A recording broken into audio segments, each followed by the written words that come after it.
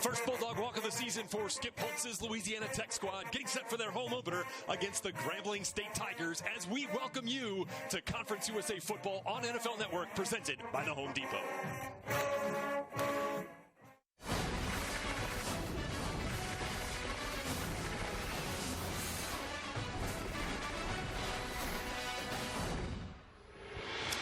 Louisiana playing host to an historic showdown today between the Grambling State Tigers and Louisiana Tech Bulldogs. These two campuses just 5 miles apart. They are neighbors in Lincoln Parish, but today they will meet for the first time ever in Lincoln Parish. Bring the bands, bring the fans, bring the 100-degree heat. We've got an electric atmosphere on tap here from Joe IA Stadium.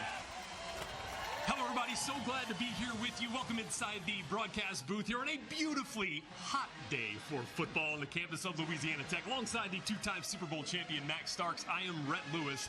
And in this, the 150th season of college football, we celebrate the 25th anniversary of Conference USA. And so proud to have this matchup, our first of a 10-game CUSA schedule here on NFL Network. And Max, for these two teams, Grambling and Louisiana Tech, losses in the opening weekend, looking for their first win here today. And for the team that gets it, bragging rights will come along with it. Said it exactly, Rhett. Grambling on one side, Louisiana Tech on the other, but at the end of the day, it's all Ruston. So Ruston strong, friends become rivals. This is a great afternoon for football. And for Louisiana Tech quarterback Jamar Smith, this is a big year, a big home opener for him. Only quarterback in FBS right now to have started 4 consecutive season openers. What do you expect from him today? Well, today, look for Jamar to get really comfortable early, high efficiency passing. Last week against Texas had a little bit of a hiccup, kind of got out of rhythm, but look for him to pass early and often, going around the sides. I love what Smoke Harris can do. I love what C.J. Powell can do, and of course Adrian Hardy, their #1 receiver on this squad. Smoke Harris and C.J. Powell leading the Bulldog receivers in the opening weekend loss to UT in Austin. Boy, that was a big-time stage. In both of these schools, both Grambling and Louisiana Tech, in the losses, feel like they were a lot closer than that score would have dictated. They did. You think about this. They were in the red zone for 6 opportunities. Just couldn't convert on them. And only 1 interception in there that was really fatal. But they played with them. A lot of yards were completed. And for more on a special home opener here for the Louisiana Tech Bulldogs, let's send it down for the first time to the third member of our broadcast crew, Molly Sullivan, with Tech head coach Skip Holtz. Hey, thanks so much, Red. Coach, this is so much more than a football game for both programs. How did that factor into your approach this week? Well, I mean, it's a community. It involves the entire community, and I watch these two teams interact together with the tornado going through and the whole community coming together. I think this is healthy for everybody. It's the first time this game's been played in Lincoln Parish, and we're excited to be part of it. Appreciate your time, Coach. Good luck. Thank you very much. All right, Rhett and Max, back up to you. Molly, thanks very much. Looks like we've got Bailey Hale teeing things up for Louisiana Tech, so we will get the Grambling State offense led by redshirt sophomore at quarterback Jeremy Hickbottom out onto the field first. There's Broderick Fobbs, the head coach of the Grambling State Tigers, 6th season leading this historic HBCU program. 26 SWAC titles, 15 HBCU national championships, last one coming in 2016. See the SWAC Coach of the Year 4 straight years from 2014 to 2017. So Broderick Fobbs leading a talented Grambling State team. As we've got the ball on the tee here, Max, we are ready to kick off this Conference USA schedule here on NFL Network.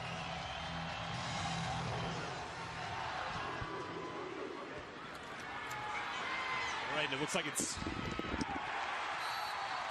Darquez Bruton on the return for Grambling State. He'll get it out to about the 20-yard line. And we will get, for the first time, Jeremy Hickbottom, the redshirt sophomore for Grambling State out of Mobile, Alabama. Went to Williamson High School and actually had a pretty impressive week 1 for the Grambling State Tigers in the loss to ULM. And Coach Fobbs expecting more from Hickbottom here in week 2.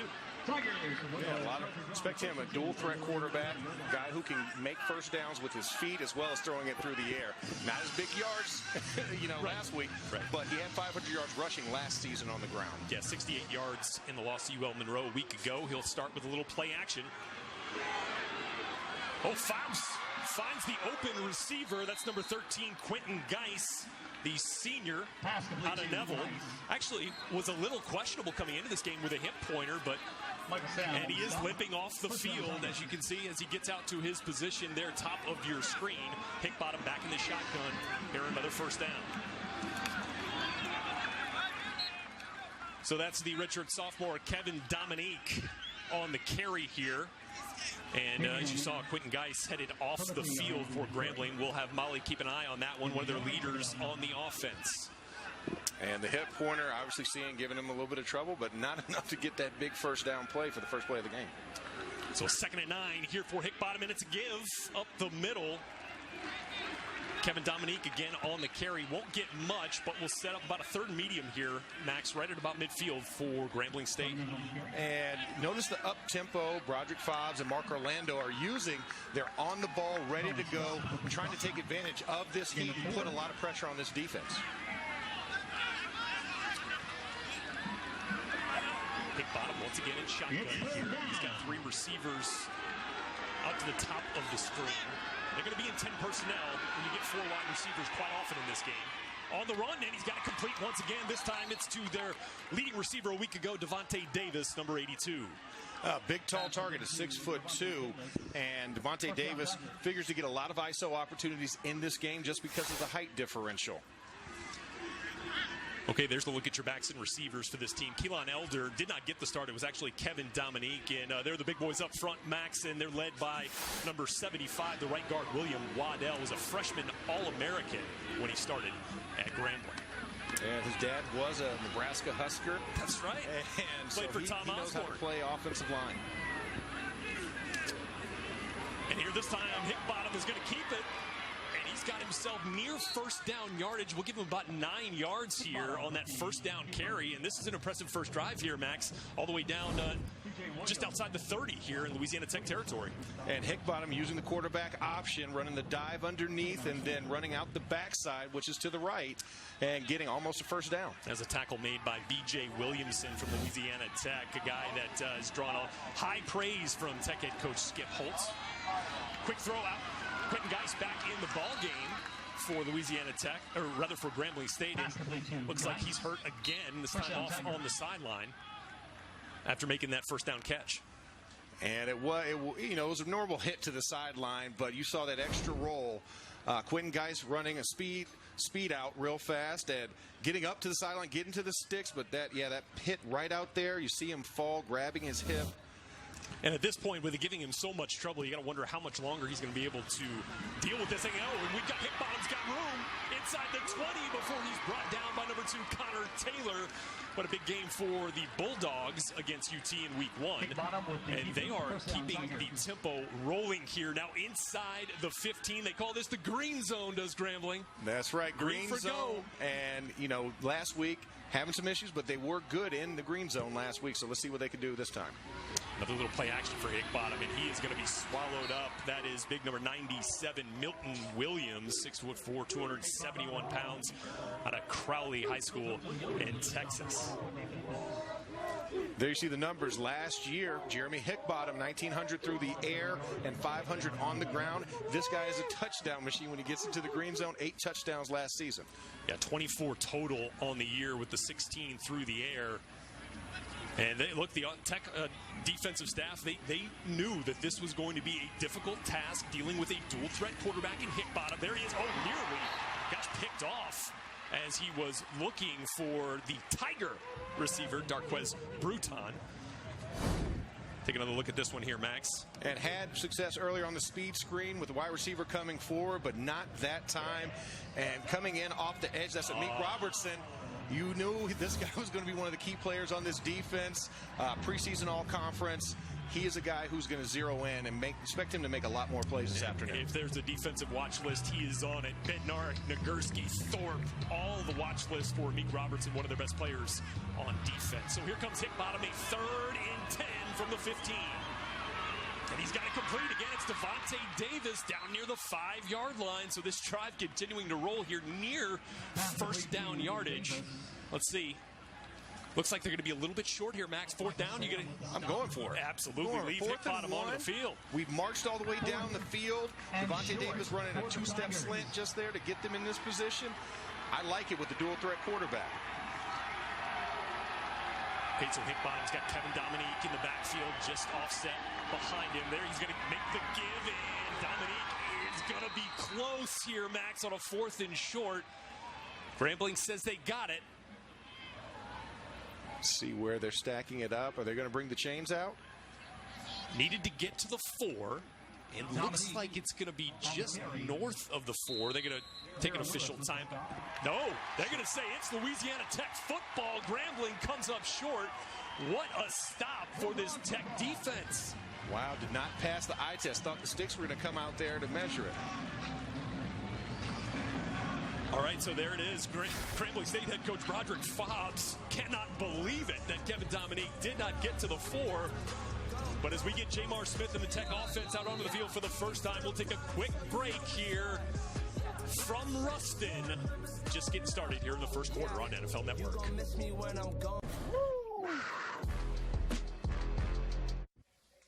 And another thing you need to notice here, Keith Dominique is trying to come up in the A-gap, but the problem is they don't account for Colin Scott, the open man. And once you see this play, you'll know why there was a stop right inside that 4 to 5 yard line area.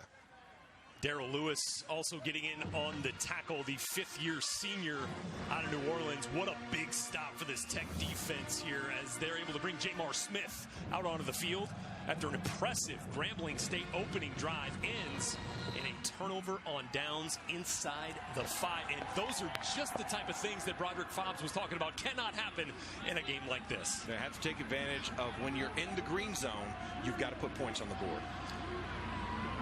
So Jamar Smith will open up with 4 wide receivers. And he's going to hand it off, and it's Jaquise Dancy getting the carry. That's rather Israel Tucker, number 22, getting the first carry for the Bulldogs.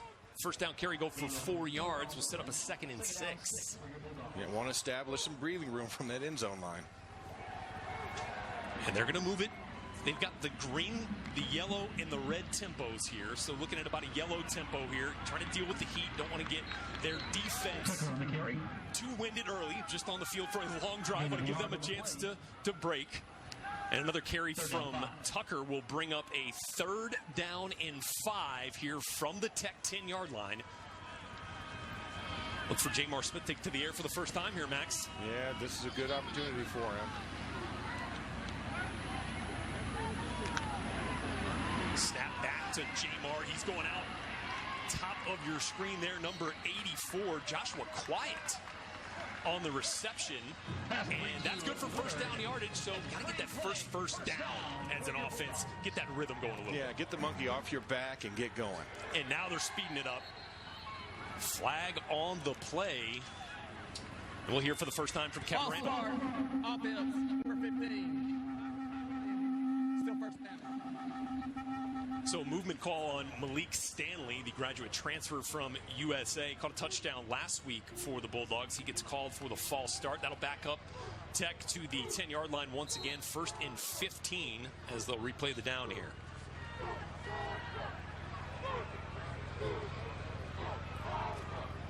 Jamar Smith really worked on his feet this offseason. Want to see him quiet in the pocket.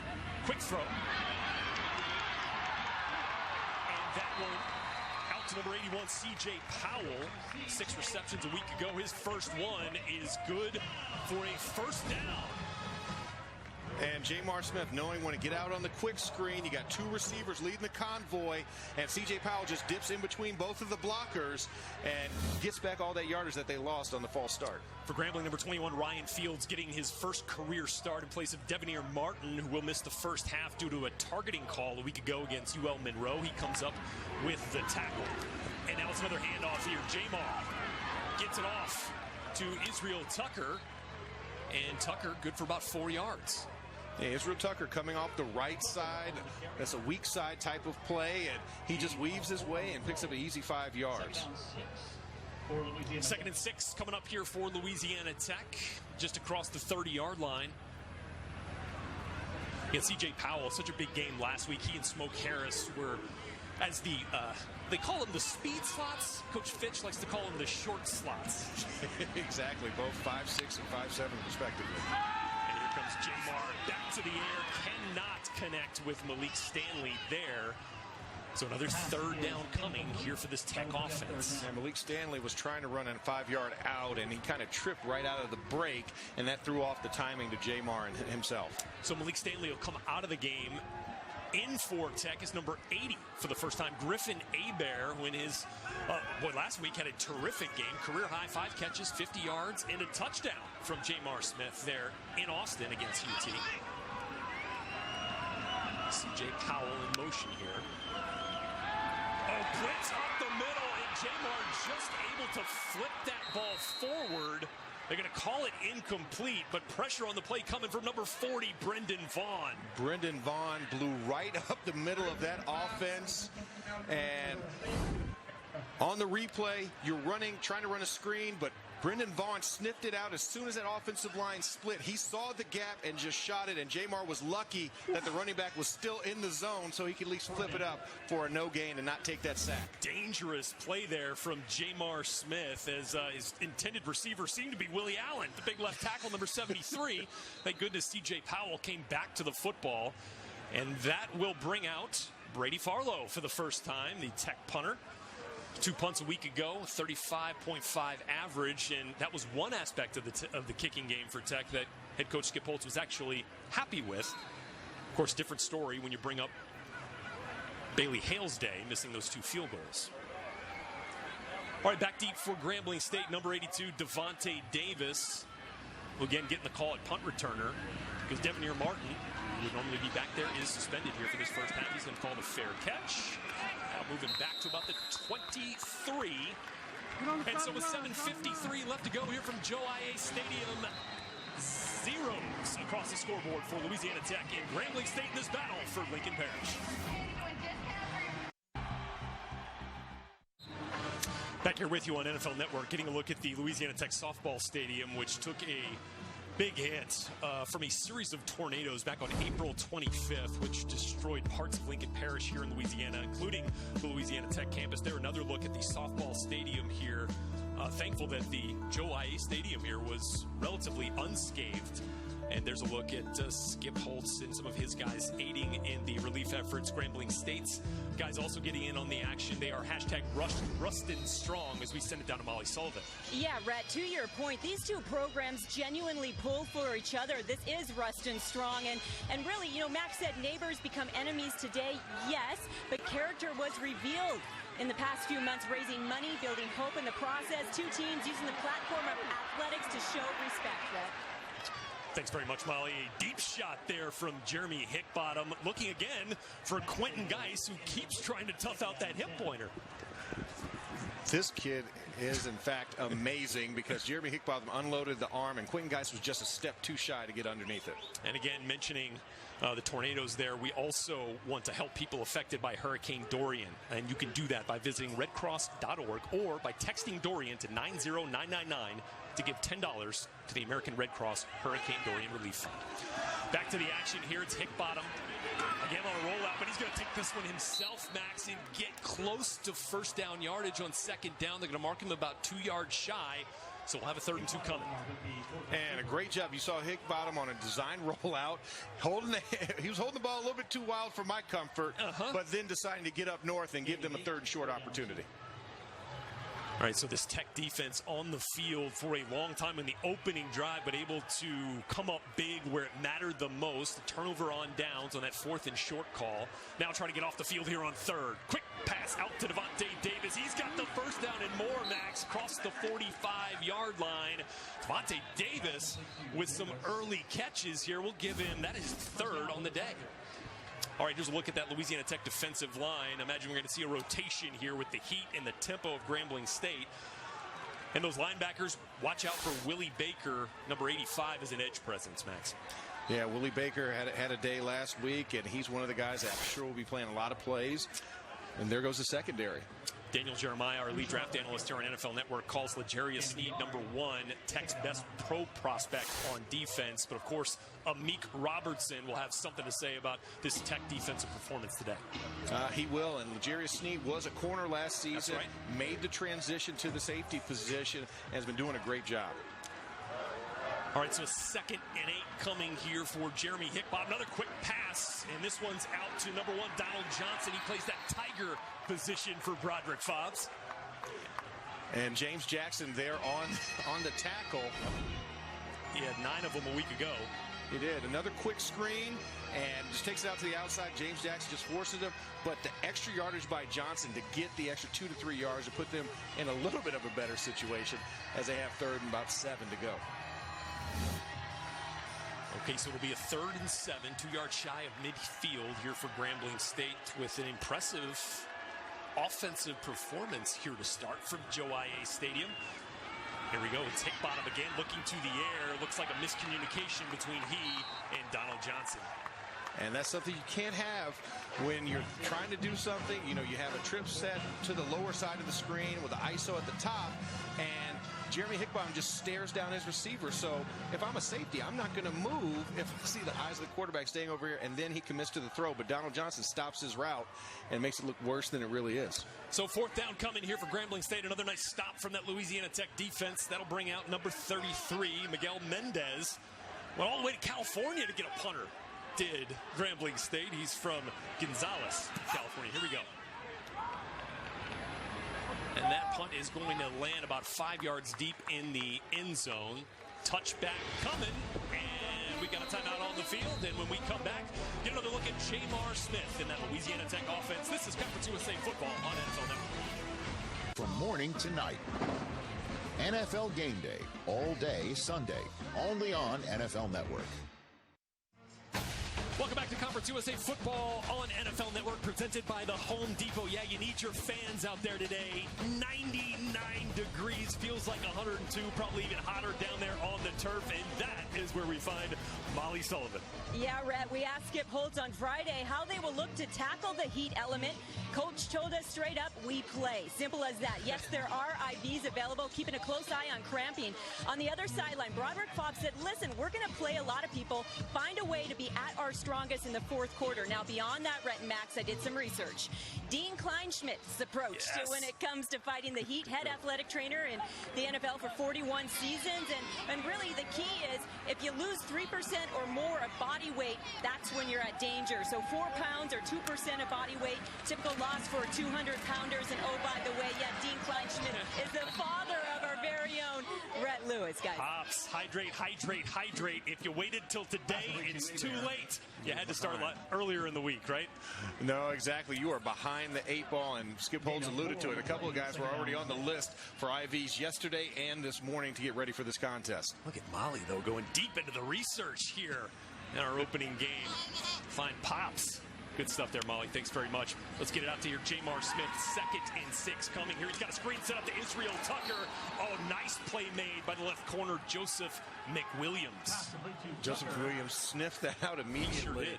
And one of the biggest, now watch this right here. You're seeing the screen. Looks like it's going to Israel Tucker. It does, but Joseph McWilliams reads it, sniffs it, goes in and attacks right low, because obviously where the power is, where the speed is for your running backs is usually in that lower body. All right, so big 3rd down coming here for Jamar Smith and this Tech offense from their own 25-yard line. Here's Jamar. He sees a little opening in the middle of the field. He's going to take it himself, calling for a block, and he's going to get the 1st down just a yard past the marker. Fresh set of downs coming for the Bulldogs. Time now for the Build Your Case presented by the Home Depot. Max, you know we had to go to the offensive line. Yes, you got to go with the big guys, and if you look at that right across the board, 6'6", 6'3", 6'1", 6'4", 6'8", that's what an NFL offensive line should look like as well, and that's what La Tech has. Pay special attention to left tackle Willie Allen and right tackle Dwight Stallworth. And Dwight, we finally found somebody who could look you in the eye at 6'8". Yeah, we had a conversation yesterday, eye to eye. It felt good. I bet it did. All right, so a fresh set of downs and 1st down here from the 30-yard line. Here's Jamar. A little pressure early. Oh, he lost that football. Better jump on it. And let's see what they're going to call this. They're going to call it 2nd down. So that indeed was a fumble. It looks like. Pretty strange turn of events. It was indeed. Jamar Smith did not account for Brandon Wiggs coming right up the middle. Looked like he was trying to fake the pass, and the ball flips right out of his hands. So that did count as a fumble. So that's going to be a 3-yard loss on the play. It'll bring up a 2nd and 13 for Jamar. Well, he looked like he thought that was incomplete there and wasn't going to jump on that football. Yeah, he stood there, heads up play to jump down on the ground and just secure it to make sure. Brendan Vaughn was waiting for that Grambling State defense. They run that 3-3-5, Max, which coaches thought that kind of the scariest thing about this defense was the structure. As Jamar hits Griffin Hebert over the middle, that's good for another Tech first down. And Jamar Smith doing a great job. He looked off the safety, stepped up and out, away from pressure, and nails Griffin Hebert between the numbers for the first down. And they're going fast once again. Here's another quick pass out to C.J. Powell. And looks like we might get a face mask here. Flags all over the field. And Max, for Jamar Smith, an important season here. His fifth-year senior, started Personal 4 straight years. foul, face mask, number 7 of the D. 15-yard penalty in the run, automatic first down. Kevin Randall getting the 15-yard face mask penalty on Grambling, so we'll tack another 15 on. But for Jamar here, they're really counting on him to have one of those seasons that Tech fans have expected from a Driscoll or a Higgins or a Sokol. Yeah, and you look at the numbers for the past 3 seasons, Jamar Smith has gotten progressively better as far as the yardage numbers. Touchdowns about even from 17 to 18, but they need him to take that jump. He's a senior. This is his last opportunity. They're expecting him to be a lot better passer this season. And Jamar on the day, 6 of 8, 56 yards, and a passer rating of over 130 early on here. And that's the first touch of the day for Smoke Harris. One of those speed slots, they like to call him here. Yes. Little guys making their impact. Last play, you had C.J. Powell and obviously in the previous series, and now Smoke Harris getting involved. All right, this is another handoff. This time to number 22, Israel Tucker. And another flag on the play. We'll hear from Kevin Randall here shortly, but the early calls that it's on Louisiana Tech in the area of holding here, Max. Yeah, this is a holding zone.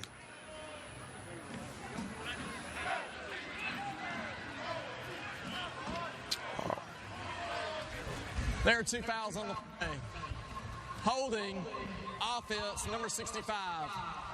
Illegal substitution, defense. Those fouls offset, remain second down. Izzy Tucker almost got a karate chop to the eyeball there from referee Kevin Randall. So offsetting penalties, and we've got a second and short coming up here for this Tech offense. Into the ball game here, number 41, Bobby Holly. Boy, this Tech football staff just could not say enough good things about the football player that he is in a big part of this offense. Oh, Jamar on the keeper. Inside the 10, eventually brought down there by number 15, Trayvon Cherry.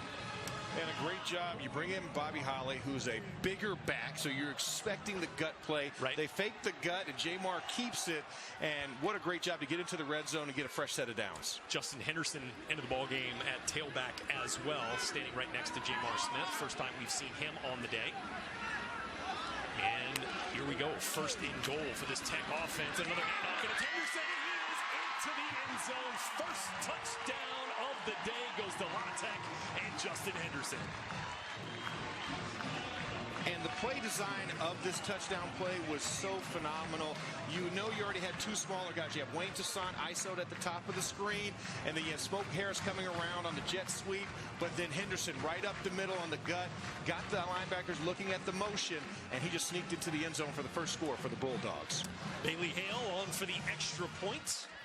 He was 2 for 2 on extra points against Texas, and will put this one right down the middle. So 7-0. Tech on top of Grambling State here. Let's take another look. There it is, Justin Henderson.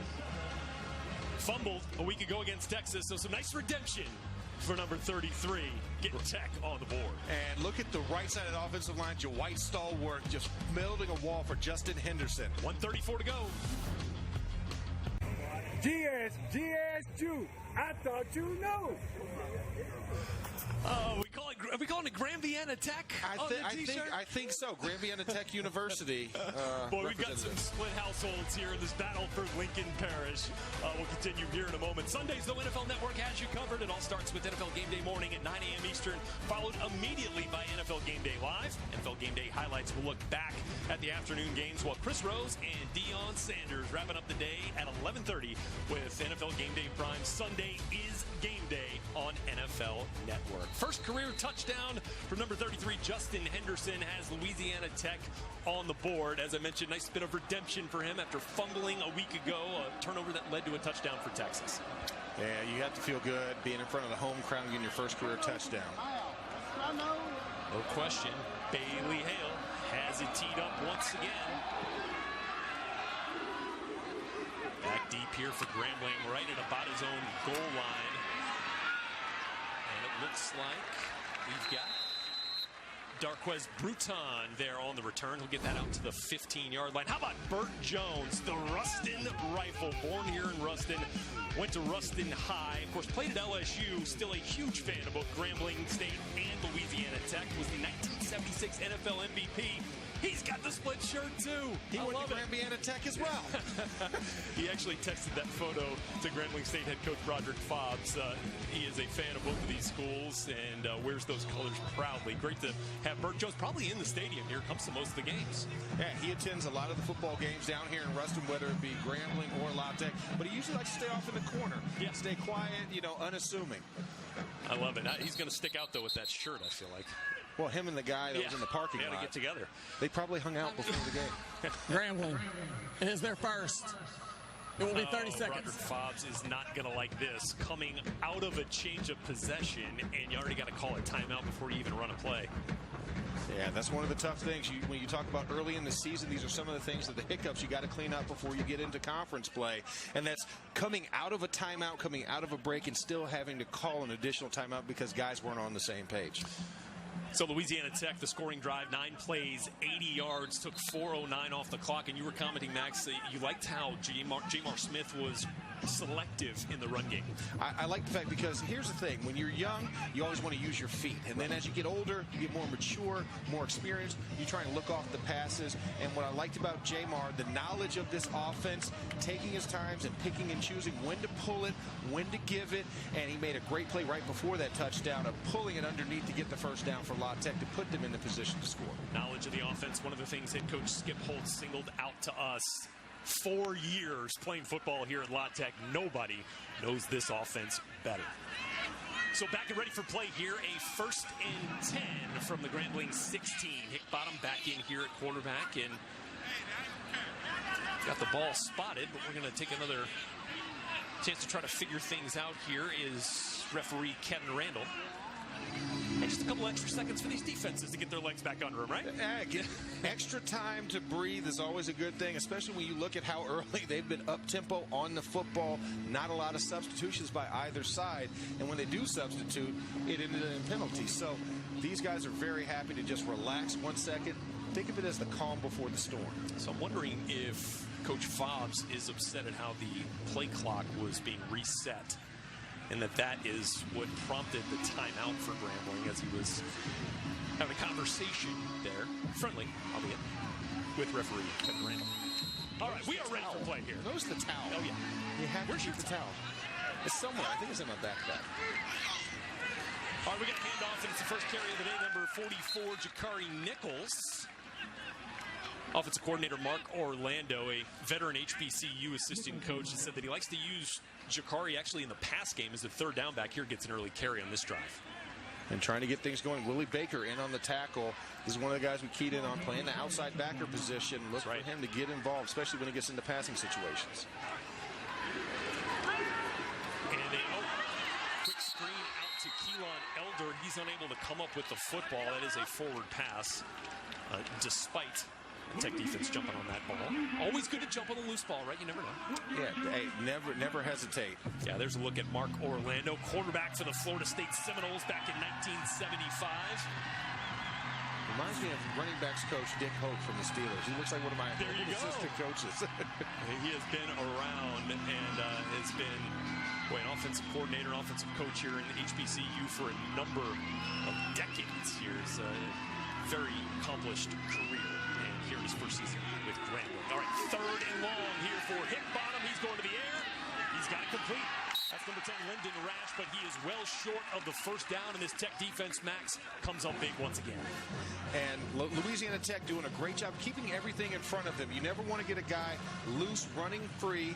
They're playing a nice zone defense and attacking everything in front of them. So a great job to get off the field for Tech and potentially put them in another situation for good field position. It's like we had Aaron Roberson there on the tackle.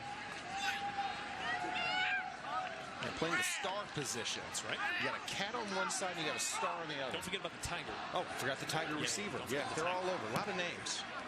All right, and that is Miguel Mendez with the punt. Fair catch coming. All right, and as we await Jamar Smith back out here, how about Grambling State University, one of the most storied HBCUs and storied programs in all of college football.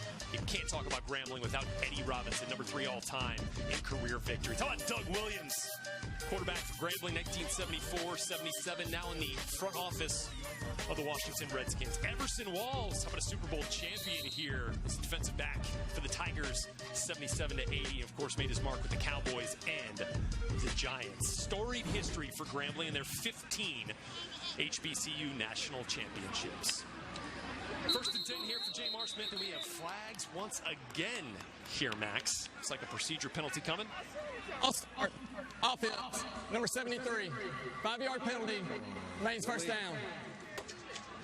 Willie Allen called for that false start as you get a look at some of the notable alumni. During Eddie Robinson's tenure, Grambling State sent some 200 players to the NFL. A few of the notables here, of course, Willie Davis, Willie Brown, Everson Walls we mentioned, and of course, Doug Williams. All right, back here, snap to Jamar. He has got it out quick.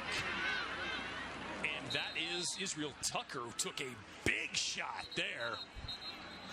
Oh, that is not good. Oh, boy. Young man just got injured very bad on the field. Okay, so obviously the Grambling State medical staff out quickly here. And that is, boy, just a never want to see that. Obviously an ugly injury here as they attend to the injured Grambling defender. Both teams are going to head off to the sidelines here. Yeah, clear the field. The ambulances are coming.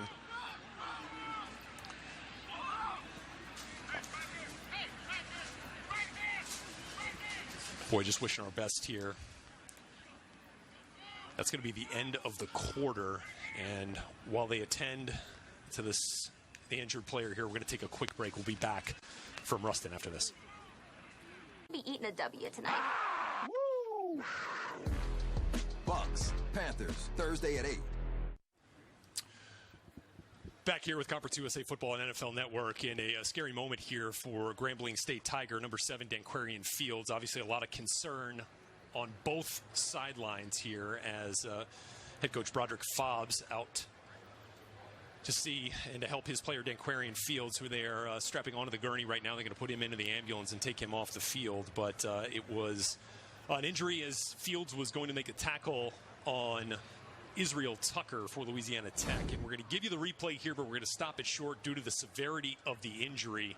And as you're going to see here, one of Fields' teammates, Britton, comes in, and that's where the injury occurs to the right leg of Danquarian Fields, one of the best defenders of this Grambling State football team. Certainly wishing him the best here.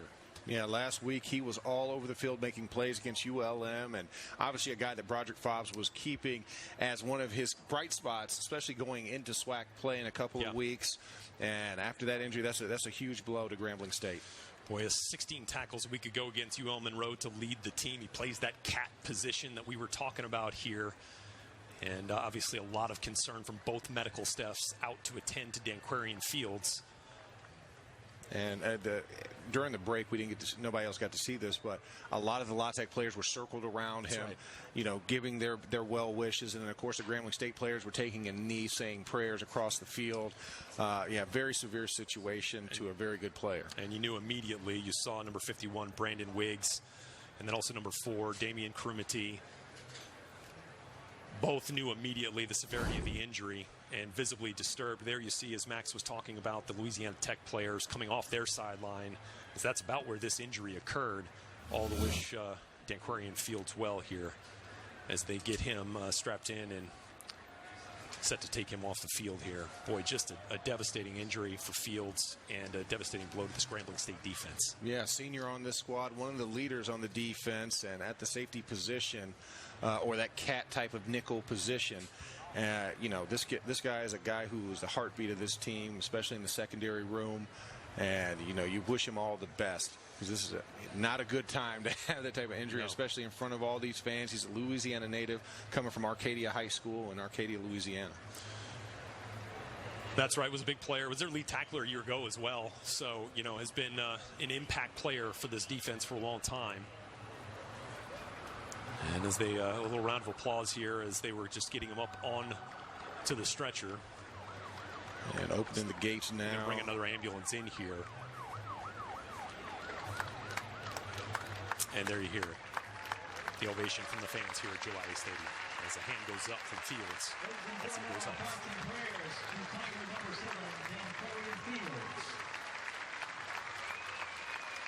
Amazing young man, and you can't even describe the emotions right now. For both teams, really. And for the teams that we continue to play, watch one of their stars leave the field. Coach. And there he is with the arm up, letting everybody know he's going to be all right. And then they'll take him into the ambulance and right to the hospital here in Ruston to figure out what's going on with that knee injury. Again, that right leg. Really devastating injury, and we weren't able to, didn't want to show you the replays, the full replays. It was that severe. So we'll wish the best for Dan Quarian as they take him off, and we'll get back to the action here for Louisiana Tech, facing a 2nd and 11 for Jamar Smith and company here from their own 39-yard line. All right, Grambling looked like they're going to try to get some pressure on Smith, and he's got it complete. There's the stud receiver, number 6 for the first time today, Adrian Hardy. Again, I mentioned L'Jarius Sneed as one of the pro prospects on defense. L'Jarius Sneed certainly fits that bill on offense. Yeah, and Adrian Hardy looks in this situation to want to make sure that he gets comfortable. And Skip Holtz made a point to say, hey, seeing these other receivers, you're going to get a lot of ISO opportunities. You don't want the role to come to you, so they need to get other receivers involved so he gets that single coverage. Right, it felt like Texas did roll a lot of coverage over to Hardy as Jamar goes right back to number 6, Hardy. He's got another gain here. This one looks like it's going to be for about 8, depending on the spot, as the Tech Bulldogs now work their way into Tiger territory.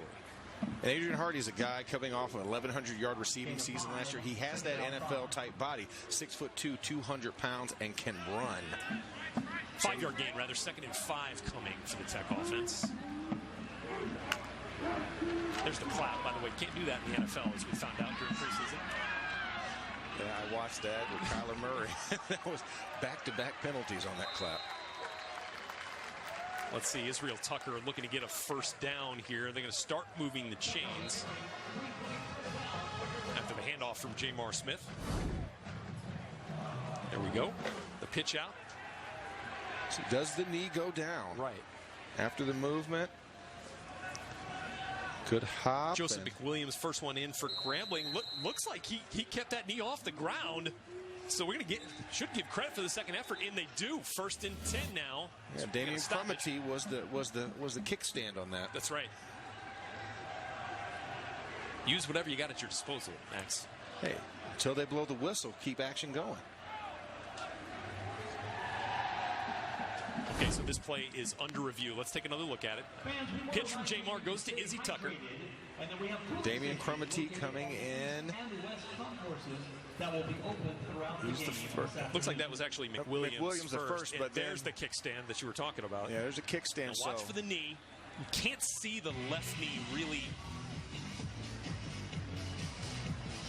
It's pretty great. Let's check another angle. I bet you this won't show us, but it doesn't touch. It doesn't touch. It didn't hit. Didn't hit. Great flexion in the toes. Another look at it from above. Let's see. Arm goes down. Elbow. Does the elbow get down? No, it doesn't. And that right knee stays up. So does the left. Looks like this call should stand. What do you think, Max? Yeah, I think the call should stand. And like I said, Damian Crumity was a kickstand. Kept the leg that right leg, kept it up. And then on the other angles, we saw the left leg definitely was fully extended with his toes. So we did not see, and it's a hand, elbow is up. Yeah, it's definitely not the right knee. The only question would be on the left knee. It looks like that one stayed up as well. And we're going to get this confirmed, right? And here is our referee on the day, Kevin Randall.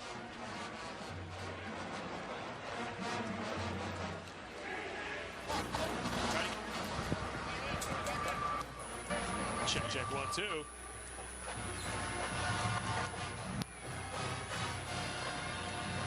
Well, good news is we can tell you that the call is going to stand, and it's going to be a first down. Yes, we can. For Israel Tucker, great work. It will be first. Louisiana Tech. Did you get that, Max? Yeah. Yeah, I got the arrow. Yeah, great call on the field. We're going to take it to you one more time with the live angle. Israel Tucker, McWilliams first, Krumati is second, and the legs stay up. And got an extra 8 yards on that to give the Bulldogs a first down inside the 35. Grambling defensive coordinator Everett Todd not going to like seeing his guys stand around as Izzy Tucker was pushing for an extra 8. Snap back to Smith here on a 1st and 10. He's stepping up in the pocket, got some pressure from behind. Going to go down, but going to get credit for positive yardage here, about 4 yards, in fact. And pressure coming Brendan Vaughn. Yeah, Brendan Vaughn again. Pressure coming right up the right side A-gap in between Cody Russi and Ethan Reed. And Jamar Smith heads up to just get past and get positive yardage on the play. And I tell you what, it seems like we've seen most of the pressure from Grambling come from Vaughn, whether it be on the blitz or even tracking the play. Yeah, Brendan Vaughn is one of those athletic middle backers that can just run. He has sideline to sideline speed. Yeah, transfer from Cisco Community College into Grambling. 5 tackles a week ago. Oh, ball on the ground. Let's see, does Joseph McWilliams get there, or is it number 64, Joshua Moat, that's going to be able to recover for Tech? Let's see. They're going to call it 3rd down. Moat is out of it, looks like. Well, let's take another look at it. Oh, and look at that. It was Jaquise Dancy who actually got in the way of Jamar Smith's arm.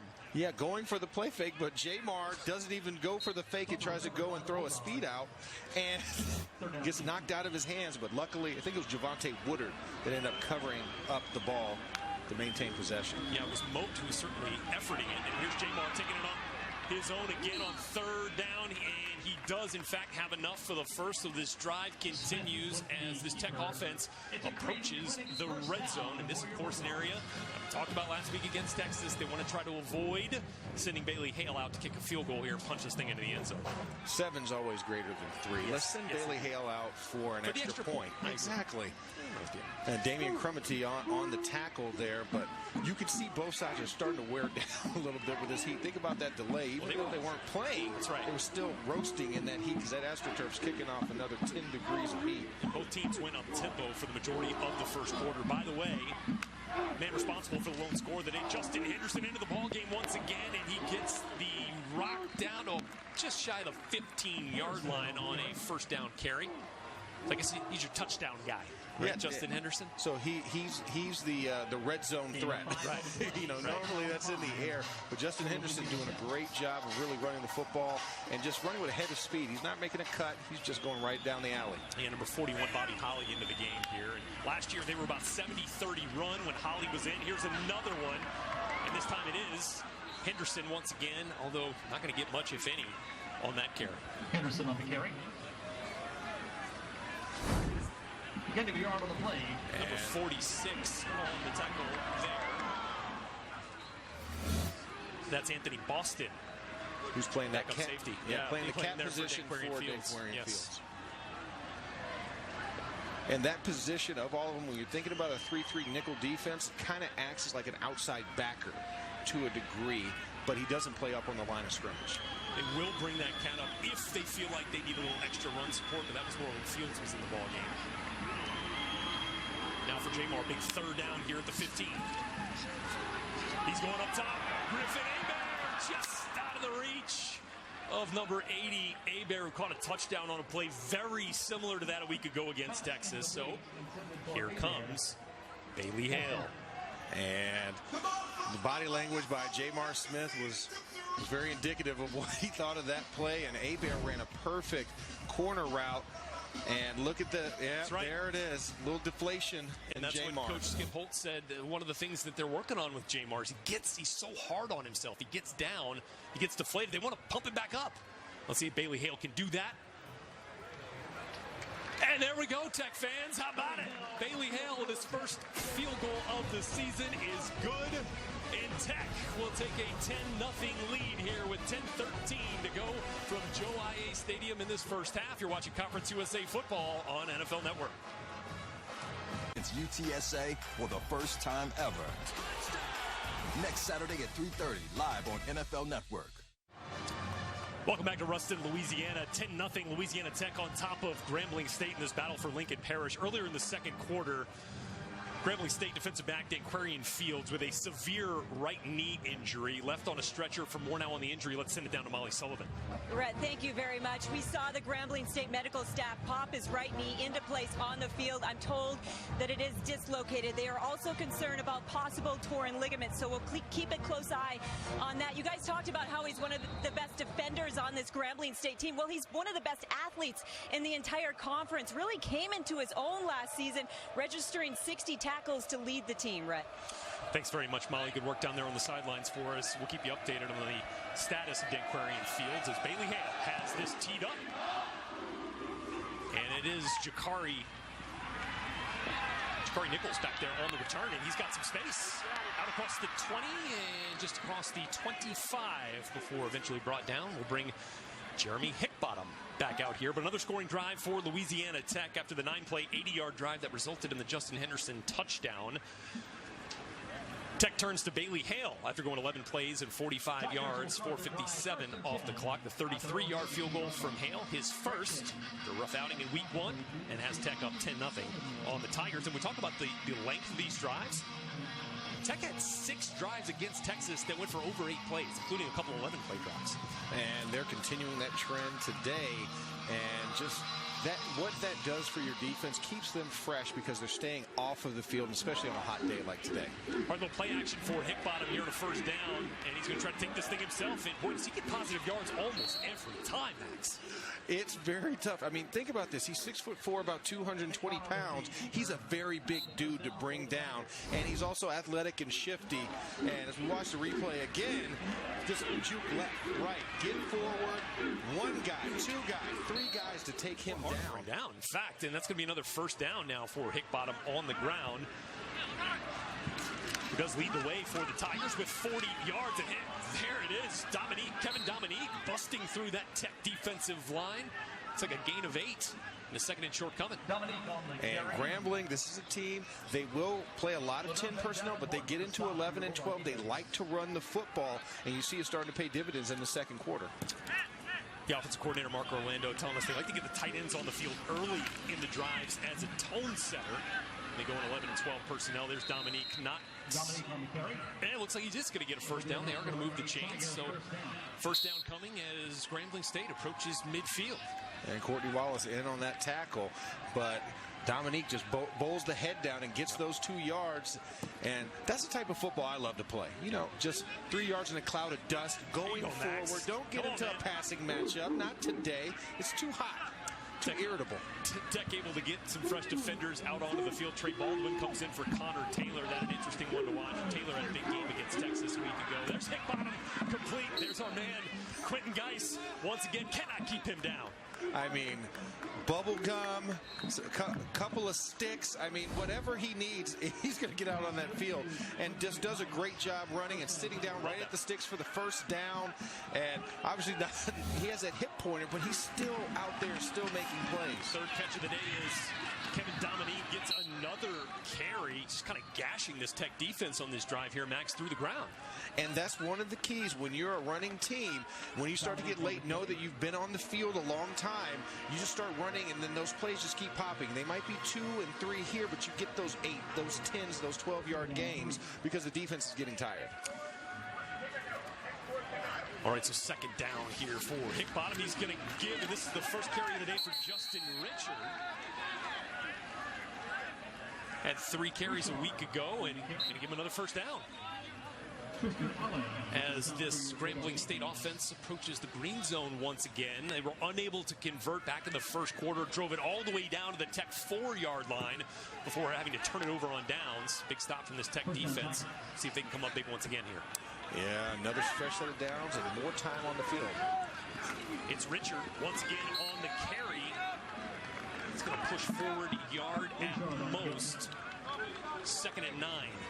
And a great job by Tristan Allen from La Tech to realize they're getting the run and they're starting to go off that left side and kind of knifes in there and slows up the progress to get a very minimal gain.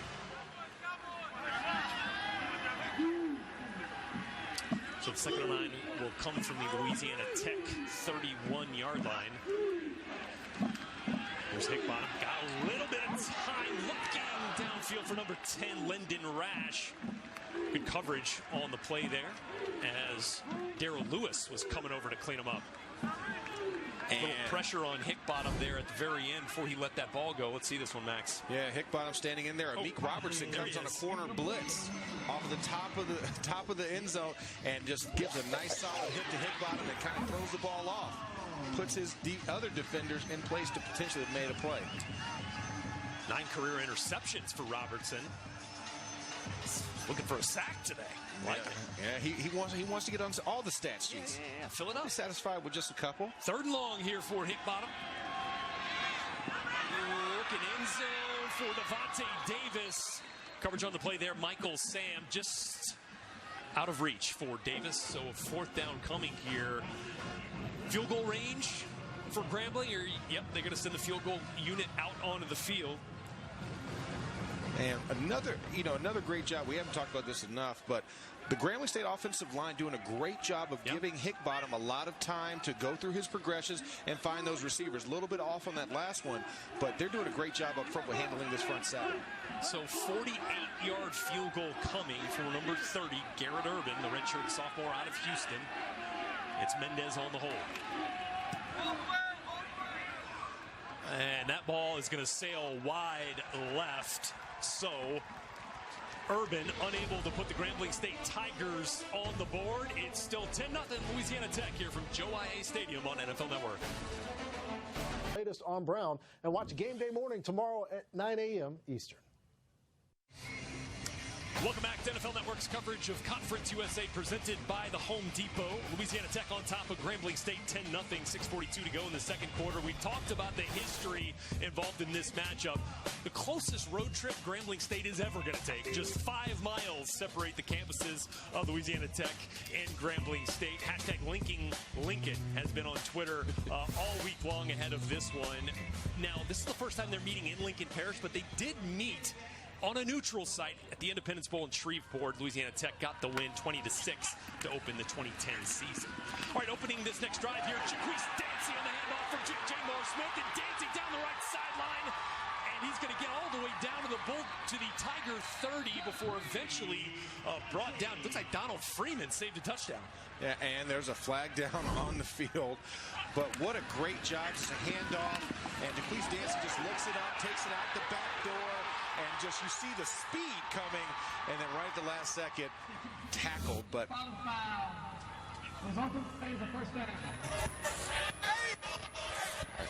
didn't even hear what that was. It said something about a spot foul. Can we get a new battery in Kevin Randall's mic down just there? Just a 9-volt Duracell Energizer something.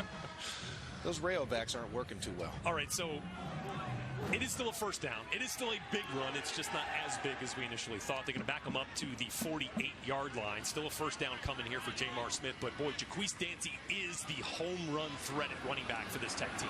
Here's a gave the seat feed me sign after that run. And they are going to do that. Back to Dancy. Well, looks like the same play almost. He cuts back and gets the first down.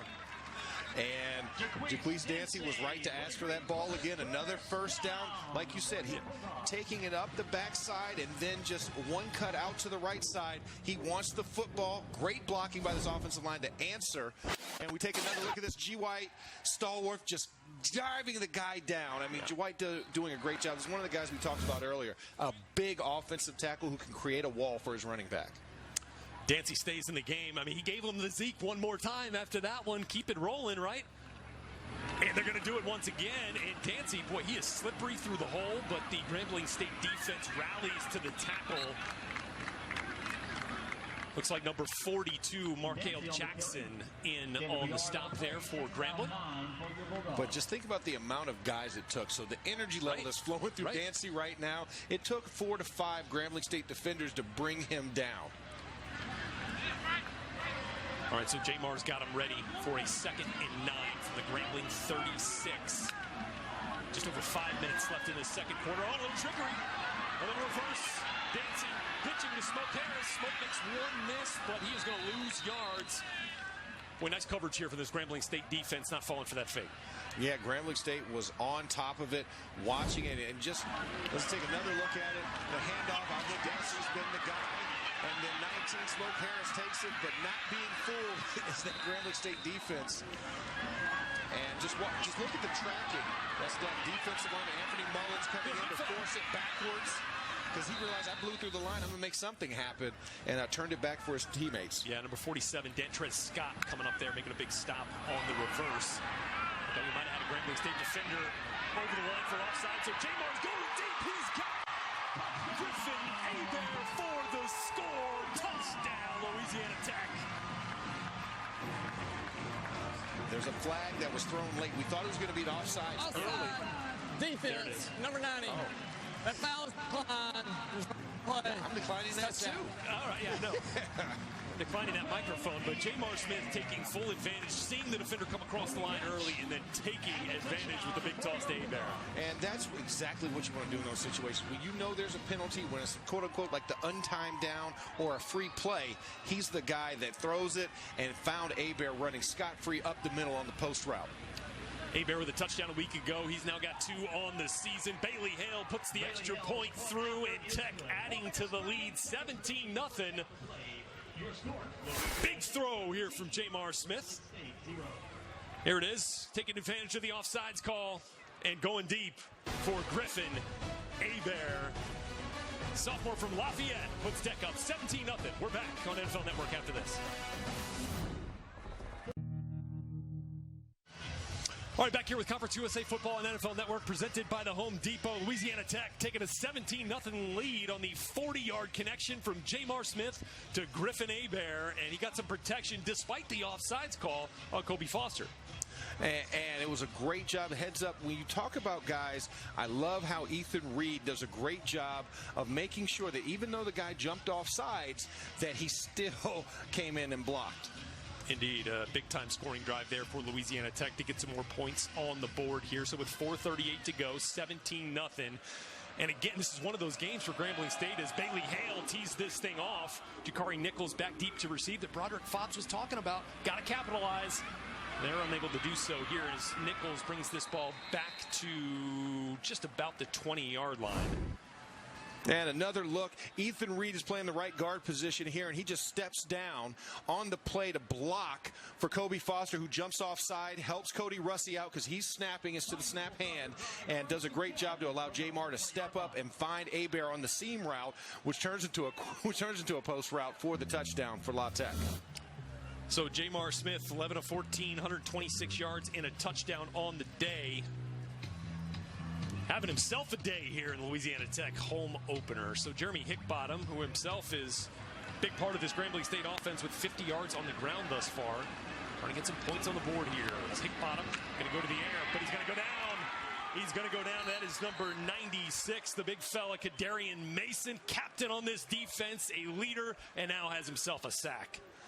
And playing that defensive end position, Kadarian Mason, he's been trying all day, pushing between the guard and the tackle, and finally breaks through, and of course, ends in positive things for the La Tech defense. Sack for the big man. Called a loss of 4 on the sack. Going to bring up a 2nd and 14 for Hickbottom. Has the snap back and a handoff. And again, this Tech defense standing strong. Big Courtney Wallace, the nose tackle up there, stuffing things in the run. And James Jackson there to fill and finish it off. But that's one of the biggest things. When you're running at the teeth of a defense, you have to make sure you secure the down lineman. And Courtney Wallace got in there, made some penetration, stopped the running back just enough so James Jackson could come off the edge and clean things up. All right, so we got a timeout down on the field. We'll take a timeout with them. Tech leading Grambling 17-0. 4 minutes to go in this first half from Joe IA Stadium.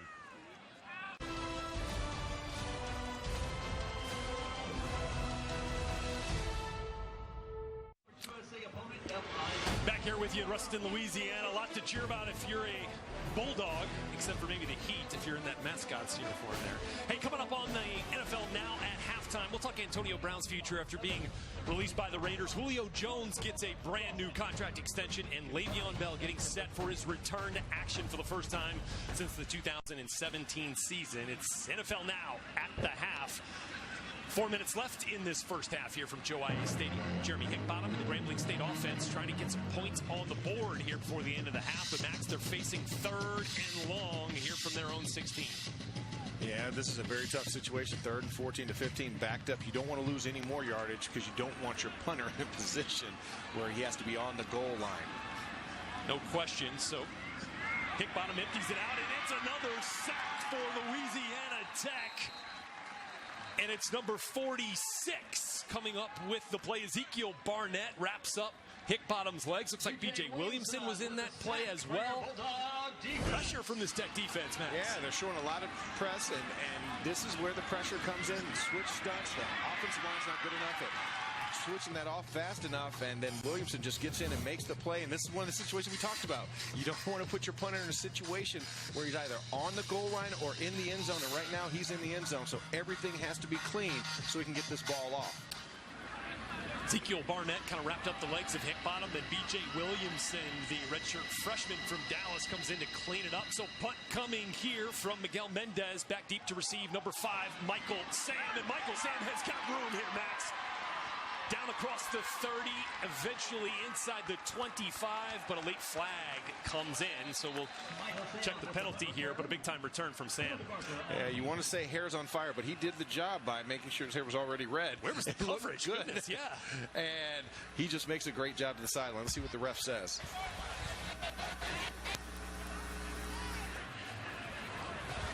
During the return, block in the back, return team number 8. 10-yard penalty from the spot of the foul. First down. Brandon Lloyd gets called for the block in the back. Number 8. That was not Jamar Smith. And it just it was not Jamar Smith. And there. Right at the end, you didn't need that. Yeah, you didn't need it at that moment. I thought it was going to be right in the middle of the field before he made the catch. Well, that would have explained why there was nobody around Michael Smith. Yeah, but wow. Unfortunate. Still really good field position. I mean, they're still across the 50. Yeah. They're still in scoring position at this point. So just get a couple of yards, get the first down, and then make it easier, and you know you're coming away with points. All right, 1st and 10 here for Jamar from the Grambling 32. Another quick handoff.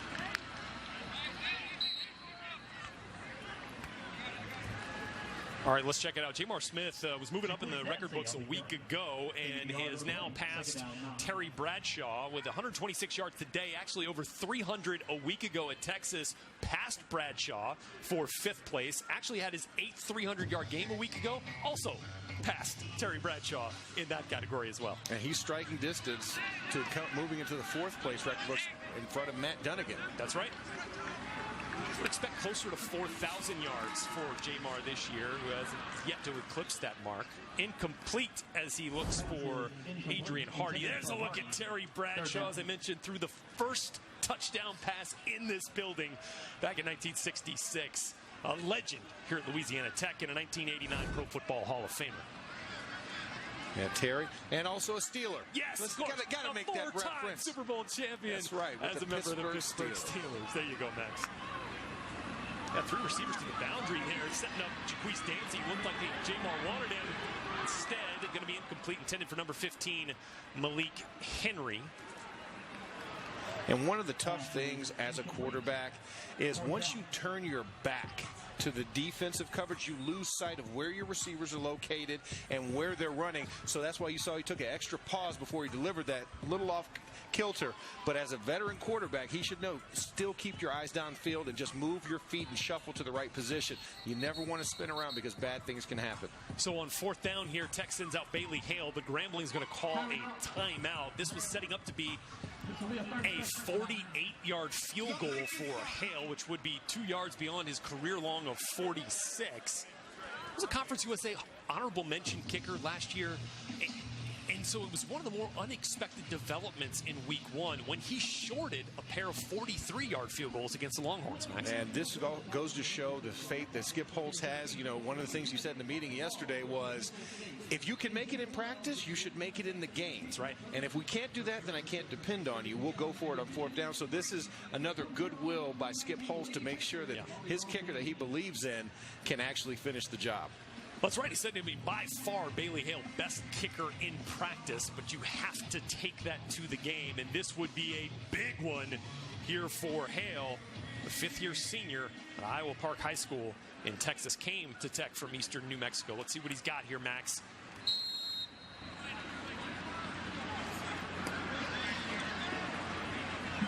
Reeves Blankenship going to send that snap back to the punter, Brady Harlow. And it's Hale. They're going to give it to him. Yes, indeed.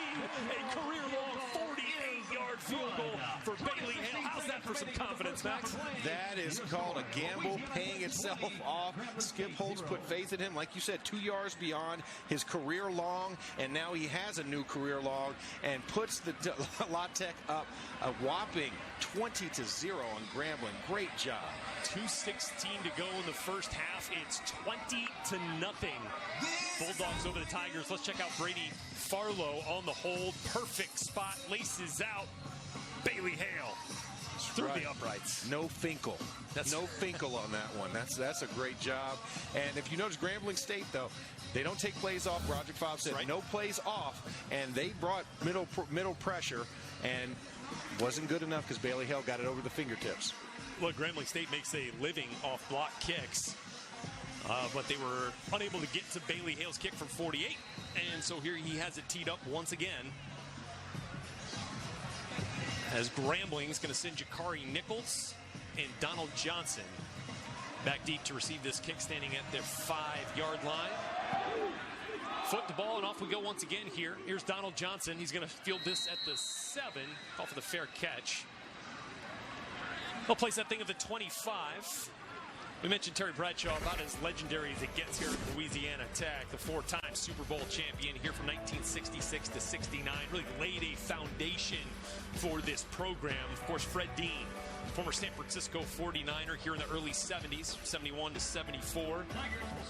And then Willie Rofe, best offensive lineman in Tech history, best offensive lineman in New Orleans Saints franchise history, and a 2012 Hall of Famer after a brilliant 13-year NFL career. And then, well, you can't mention Tech without Troy Edwards, who is still the NCAA single game receiving yards leader with 403 against Nebraska. That's amazing. And then Tremont Williams as well just had a big night on Thursday Night Football to cap this NFL 100th season. Oldest active DB in the league is Tremont Williams, as Jakari Nichols takes this screen pass here from Jeremy Hickbottom up near the 35-yard line, 2 yards shy of first. They'll set up for a 2nd and 8 as we are going to get the 2-minute warning here. And up-tempo by Jeremy There's my NFL background for you. There it is. 2-minute warning, no 2-minute here in the first half. Here we go. Jeremy Hickbottom. It's just habit, Max, you know? Yeah, hey, nothing wrong with that. We are on the NFL Network, so it's okay to have NFL reference every once in a while, or a hiccup. There's the timeout as we get set for a 3rd down here for Hickbottom. 1:43 to go in the first half. All right, so Skip Holtz in his 7th season leading this Louisiana Tech Bulldogs, his 4th stop as a head coach, and has really taken this program to new heights. 5 consecutive bowl game victories. Only Wisconsin is the only other active FBS team with that kind of streak. Boy, it takes some consistency to pull that off, Max. It does, and they answer when it comes bowl season. They play big no matter who the opponent. You know, last year against Hawaii in the Hawaii Bowl, you figure you've got to be an underdog going into that, and they pull out the victory. But 20 seasons in the NFL, and obviously we know who his dad is, Lou Holtz, and the legend that he was. In fact, he recruited me when he was at South Carolina with his dad. Look at you. So yeah, I've known Coach Holtz for a long time, and what a great job he's done down here at La Tech. No question. Became a head coach in 1994 at UConn, went on to ECU, really successful there, and then came to Tech after a 3-year stint at South Florida. All right, 3rd and 2 coming here for Jeremy Hickbottom. Big 3rd down, and he's going to give it to the big back, Jakari Nichols. He's got a 1st down. Clocks will stop momentarily here to set the sticks for a fresh set of downs. A 1st down for the Tigers. And even though Grambling State has not put points on the board, they've done a great job of really moving the ball consistently in this contest in the first half. Well, that's never been the problem. Wasn't the problem for them last week. It was just getting the points on the board and getting 6 points instead of field goals. They've got neither. Today is a big play from Legarius Sneed to break up that pass intended for number 1, Donald Johnson. That's a little one-on-one right there. And that was a nice big pass by Legarius Sneed. It's like he came at the last second and just said, pop, just turned it down. And what a great job. This La Tech defense is feeling good. They're moving around the football and not allowing, really minimizing the big plays through the air by Grambling. All right, 2nd and 10 after the incompletion. All right, here's Jeremy Hickbottom. He's going to have some pressure from Connor Taylor. Lofts one up. And it looks like that ball is going to hit. No, they're going to call it a catch as it stands right now from number 10. Lyndon Rash comes up with that ball. Big contested catch. That's Raylon Richardson, number 18. Let's take another look at it. Over Amik Robertson, who's on all the watch lists. And they're going to take another look at that. They're going to have to take another look. That hit the ground. Raylon Richardson, of course, has a height advantage over number 21, the 5'9". Completed catch for a 1st down. 5'9" Robertson. Raylon stands 6'4", 200 pounds. The junior from Atlanta. And looks like that one's going to come back. On the slow-mo, yeah. On the body. But it's also a tough position because look at where your side judge is. He's not going to see it because Raylon is blocking the vision. So it's very tough to say. So you have to say, hey, it's a catch at that point when he comes up after the rollover. But obviously we have cameras. We have multiple angles to look at to give these referees a really clear picture so they can make the best judgment calls as possible. That's a great work by our crew there, about as clear a picture as you'll get at what we expect to be an overturned catch and an incompletion. So with 1:11 to go, Grambling State's going to go back into their own territory here. Good job by Jeremy Hickbottom to put the ball in play so that Raylon Richardson could go up and contest, especially when you think about the height advantage. I mean, that's over 7 inches in height that Amik Robertson is giving to the receiver, and a great job by Robertson as far as his positioning and to make sure that ball stays bobbled as he goes to the ground. So I like the job that Jeremy Hickbottom made, and obviously I love the play that Amik Robertson does by breaking up that pass at the last second.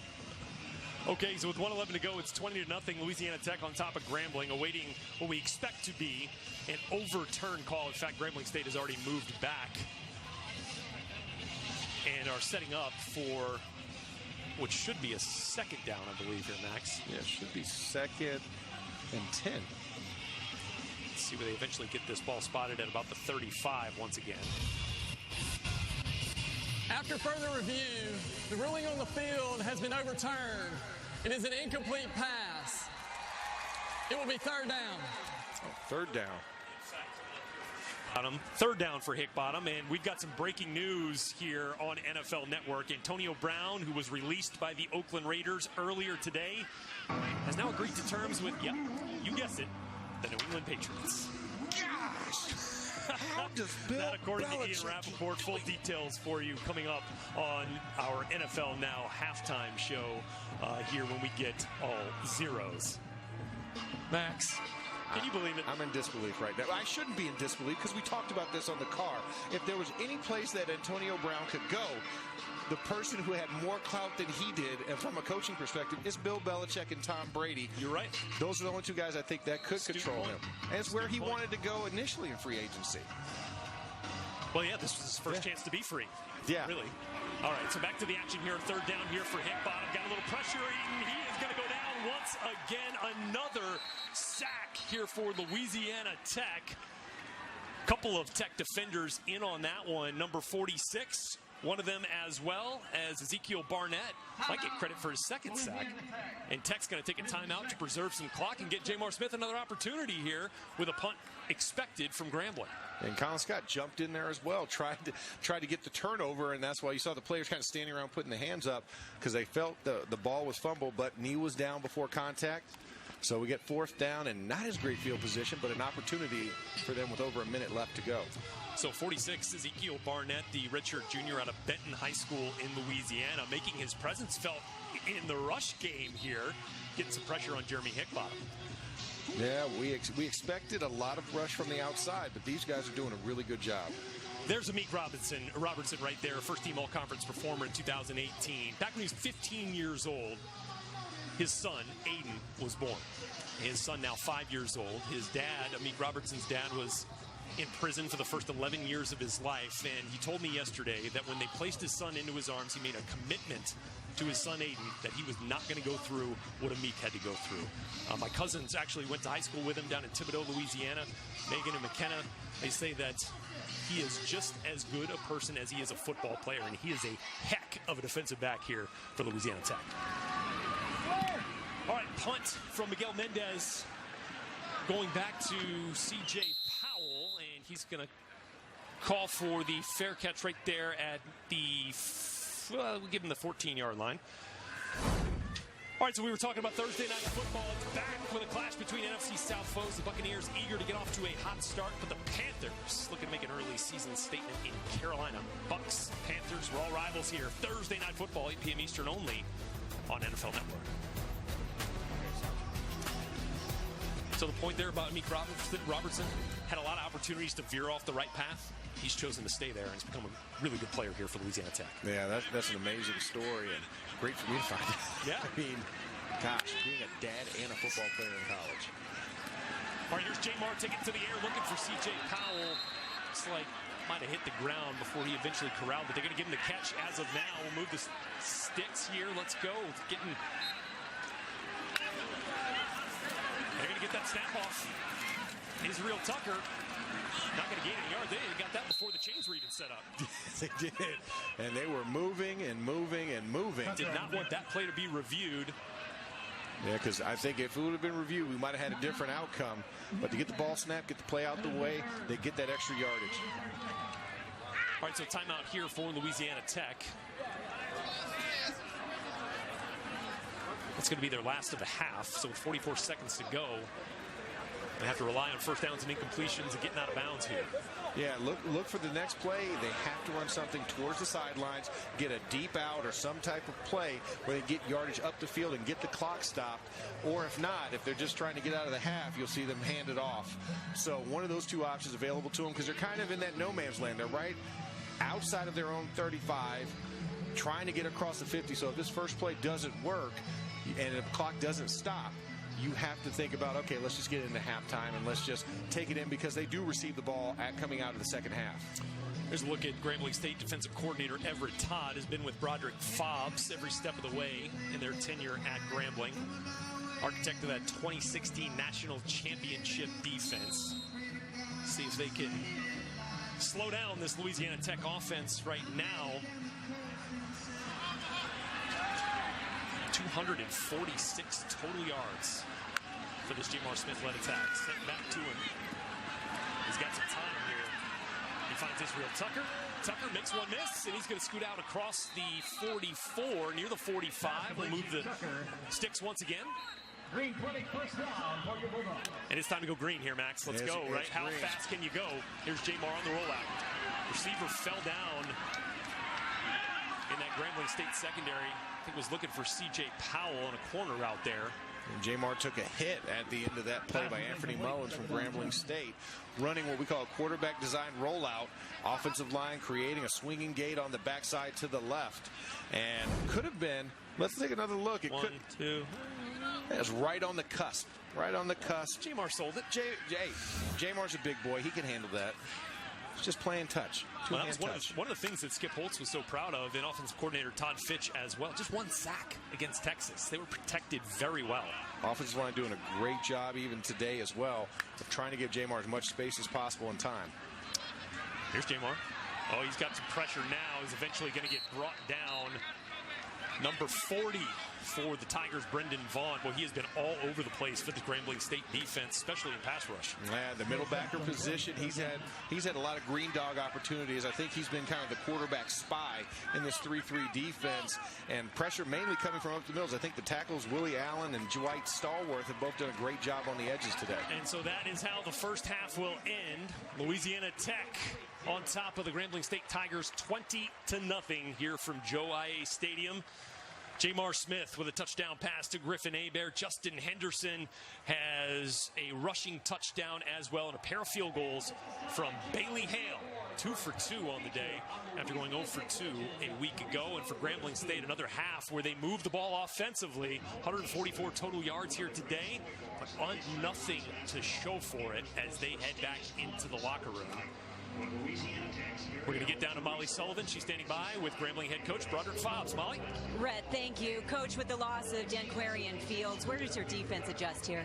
Well, I tell you, that's kind of tough. He's one of our better players on our defense, and so it's kind of emotional to lose him, but we're going to keep fighting. Our kids, they took a punch in the gut right there, but, that's part of the game. That's football. Class act on the other side, just a freak accident, but we're going to play better. We appreciate your time, Coach. Right, thank you. Rhett.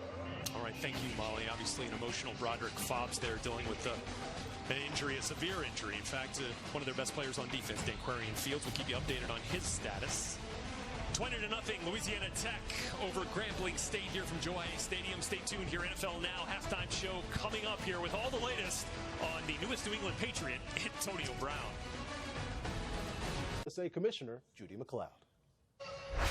Thanks so much. It's our privilege to have Commissioner Judy McLeod with us as we celebrate not only the 25th anniversary of Conference USA, but the historical significance of today's game on NFL Network. Commissioner, how do you best put it all into words? We're super excited. We've been working for this for, some months now, and a lot of people have worked very, very hard to make this happen. And our schools are very excited, our coaches, our players, and just what a great day. 25th year of Conference USA, a great matchup here. They have never played here, if you can believe that, Grambling and La Tech, so we're ready to get it going. And look, as the first and only female commissioner of a Football Bowl subdivision athletics conference, you and your members are not afraid to try new things and be innovative. Why is Conference USA the place to be? I think it all goes back to our members, like you said, their campus and their communities. They're going to do what's right and what's best for our student athletes. That's the most important thing. And then let's try some things. Let's be different. Let's try to, distinguish ourselves. We're not afraid to try it. We're not going to try it just to try crazy things, but if we think it's going to help us and help our programs, we're all in. Our group works so well together. All of our schools, they compete hard against each other, but they work so well together, and it's a privilege to get to work with them. As you know, fans of NFL Network crave live football. They're in for a real treat today with a historic showdown. Thank you so much for your time, Commissioner. Best of luck this season. Thanks so much. All right. It's not going to work out. Got some push-ups going on down at the Joe. We'll get you to the second half of Grambling State, Louisiana Tech coming up next. Game day highlights tomorrow at 7:30 only on NFL Network. 20-0, Louisiana Tech on top of Grambling State here from Joe IA Stadium in Ruston. And hey, look, when you're down 20-0, you'll take, you got to be positive, right? You'll take your happy moments when you can. Miguel Mendez celebrating a big punt there in the first half. Well, you got to look at the positives. For Grambling State, you suffer that injury right in the second quarter, but they've moved the ball consistently. They've shown tempo. They've done some good things. It just hasn't related in points yet to this squad. Of course, to get an update for you on Denquarian Fields, who suffered that severe injury earlier in the first half. Have that for you shortly. But for Louisiana Tech, offensive side of things, they've been protecting Jamar, and he's been taking advantage. And exactly, the offensive line has done a great job of really giving space, providing options for Jamar, whether it's through the air or using his feet, as you see here. But more importantly, Jamar, the decision-making that he's had in those moments, stepping up in the pocket, instead of tucking in a run, keeping his eyes downfield, finding Griffin Hebert on a touch, and then here, Another job. Right before that play, he kept it and went up the field to give him the first down. And then on the second play, turning the ball to Justin Henderson for the touchdown. Here's your deep shot, the 40-yard connection to Griffin Hebert. Second touchdown on the season for Hebert. And it happened as his offensive line was able to protect him despite the offsides and the Grambling State defender jumping offsides early. Yeah, Ethan Reed doing a great job of still stepping in and blocking for Jamar Smith and making sure that he had time to step up and find Griffin Hebert down the field. So one of the big differences you'll see is the average yards per play. Louisiana Tech basically doubling up on Grambling. The total yards 256 to 144. That Tech offense has been even better on the ground, led by Jaquise Dancy, who's over 40 yards rushing, provided a spark in the first half for this Tech offense. All right, we had both bands on the field. And the Band of Pride for Louisiana Tech, and of course the world-famed Tiger marching band here for Grambling as Jamar Smith back out onto the field, getting set for a second half where Louisiana Tech will receive. And so we'll see this Bulldog offense. So, Max, what do we expect here? Up 20-0. What do you expect to see from this Tech offense here to start this second half? What I'm looking for is more consistency to continue off of what they did in the first half. I think feeding and featuring Jaquise Dancy in the run game, trying to get some of the tempo, run that clock down, but also give Jamar Smith an opportunity to continue to build upon the confidence that he has from the first half of finding those open receivers, using C.J. Powell, Griffin Hebert, Adrian Hardy, getting those guys involved in the game, because still the biggest thing is making sure they have chemistry before they get into conference play in the next couple weeks. And how about a round of applause from this Louisiana Tech crowd for Bailey Hale? 2 for 2 in the field goal department, including a career long of 48 to put Tech up 20-0 heading into the half. What a bounce back game after going 0 for 2 against Texas a week ago. Well, when you're down in the boot, you need to see the boot, and I think Bailey Hale answered the call in that situation. Surely did here. Grambling State get their kickoff team on the field for the first time. Garrett Urban has it teed up, and we'll get Smoke Harris back deep for the Louisiana Tech Bulldogs. Saw Smoke had 6 catches a week ago against UT. Has not been utilized as much in the offensive attack today. We've seen Adrian Hardy with a couple of catches as well. Yeah, only a couple of reverses. That's right. Reverses are the jet sweep. The only time you've seen Smoke Harris mainly used as a decoy in the first half, running some misdirection on the Justin Henderson touchdown play, trying to draw off the defender's eyes. All right, Smoke Harris is going to receive this kick just ahead of the goal line, and he's got a head of speed here and a little room. Smoke Harris! Boy, he hit that hole right just past the 30-yard line up to about the 33. Give him a 33-yard return to start things for La Tech. When there's smoke, there's fire. And this kid, if you give him a lane, he's going to take full advantage of it. Great blocking by the kickoff return unit. And Smoke Harris just read his blockers and then got up to the field. Great starting field position for the Bulldogs. All right, so let's see what Jamar Smith has here for this Louisiana Tech offense. Got his fullback, Bobby Holly, out into the game, along with the receivers, Adrian Hardy, Griffin Hebert, and Isaiah Graham. We haven't called his number a bunch yet today. Number 13, transferred from TCU. Really talented receiver. And here's the handoff to Israel Tucker, but he is swallowed up there by that Grambling State defensive line. Like Wesley Green in there and Martavius Dotson as well. Yeah, and of course, Brendan Vaughn, number 40, still always finding his way into the action. He has a nose for finding the football and continue it here in the second half. Okay, so 2nd and 10 coming here for Louisiana Tech. C.J. Powell into the game at receiver for Tech. Remember Todd Finch, the offensive coordinator, said in all of his years here at Tech, this is the most talented receiving corps he's had yet. They've had some good offenses here. Here's Jamar. He's looking for Malik Stanley. What a reaching grab here for Stanley. Able to stay on his feet, too. What a snatch out of the air. And a great job of the offensive line keeping it. Jamar Smith reading, delivering, and just snatched it right out of the sky. He had a step on the defender. That was Damian Crumity on the coverage. And Malik Stanley, if he could keep his feet, that's tough not to give him 6. But he stumbled a little bit, but great catch, great outright extension.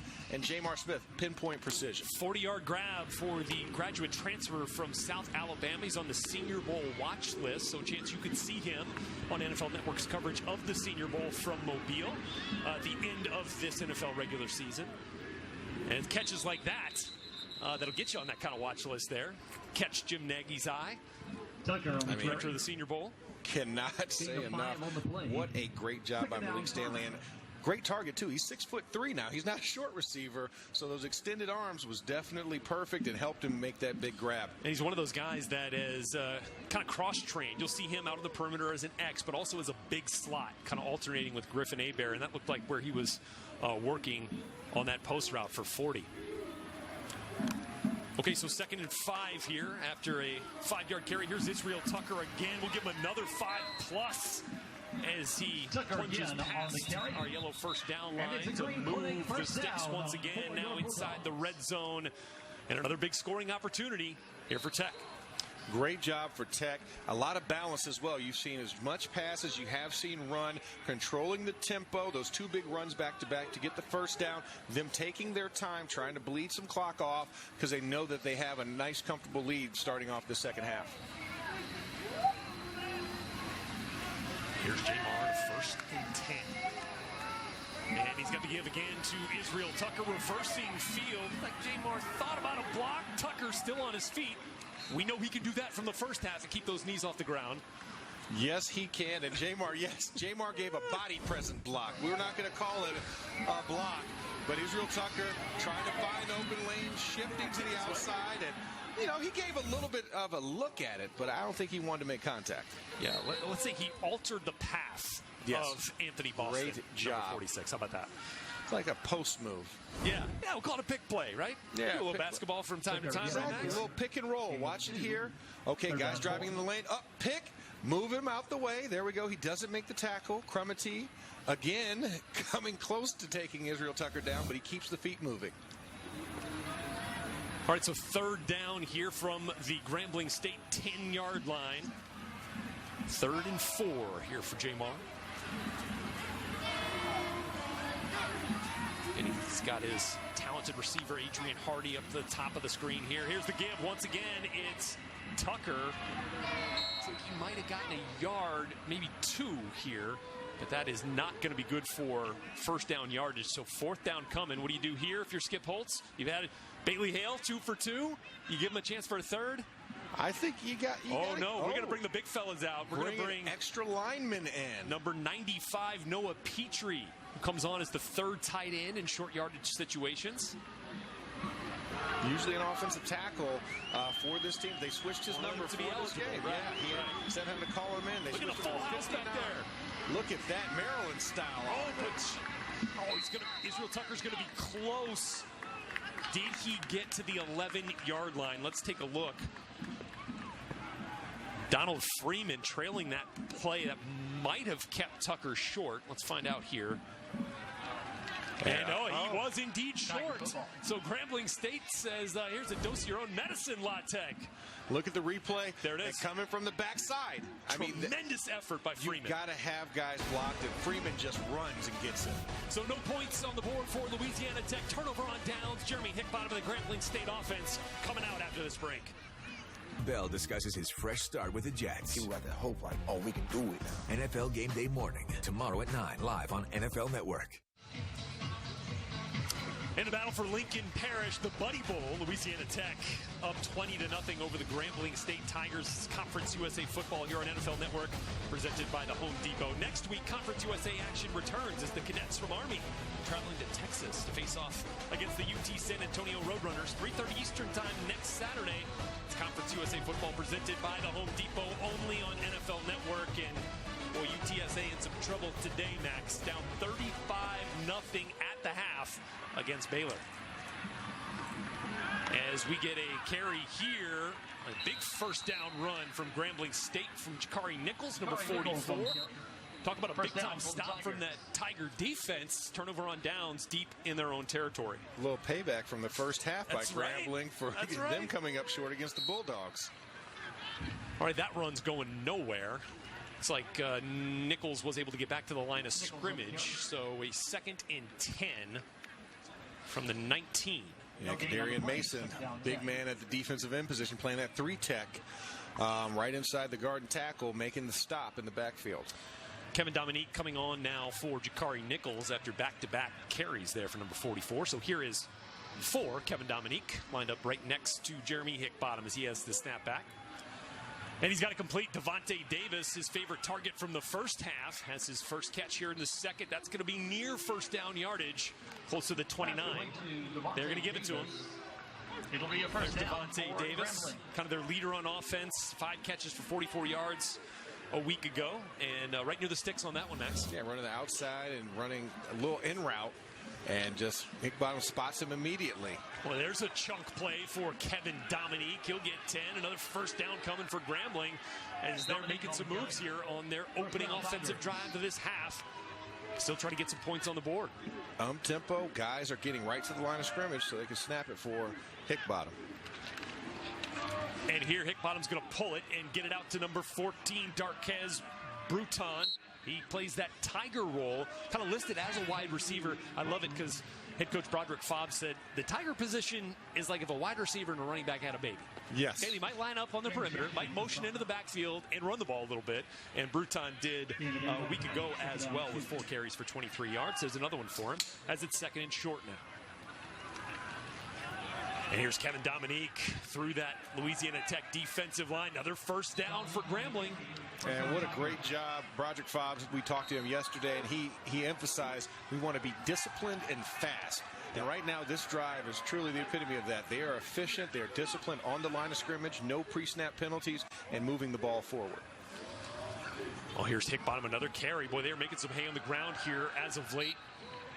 Kevin Dominique going to give him 5 yards on that one. 2nd and 5 now coming. Tackle made, number 48, Alex Zaid.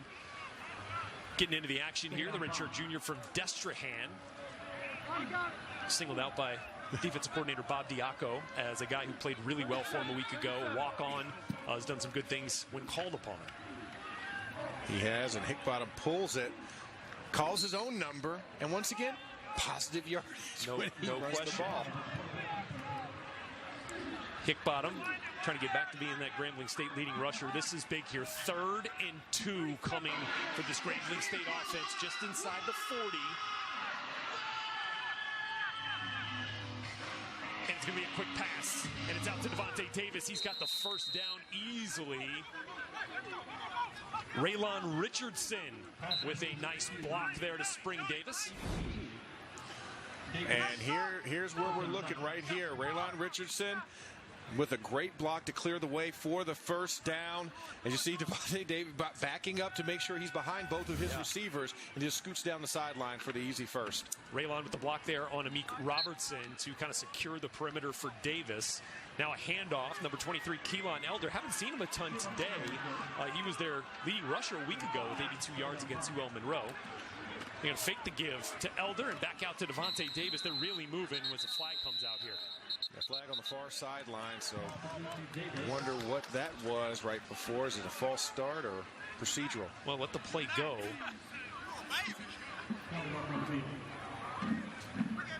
Might have had a substitution that didn't get off the field here. Let's see.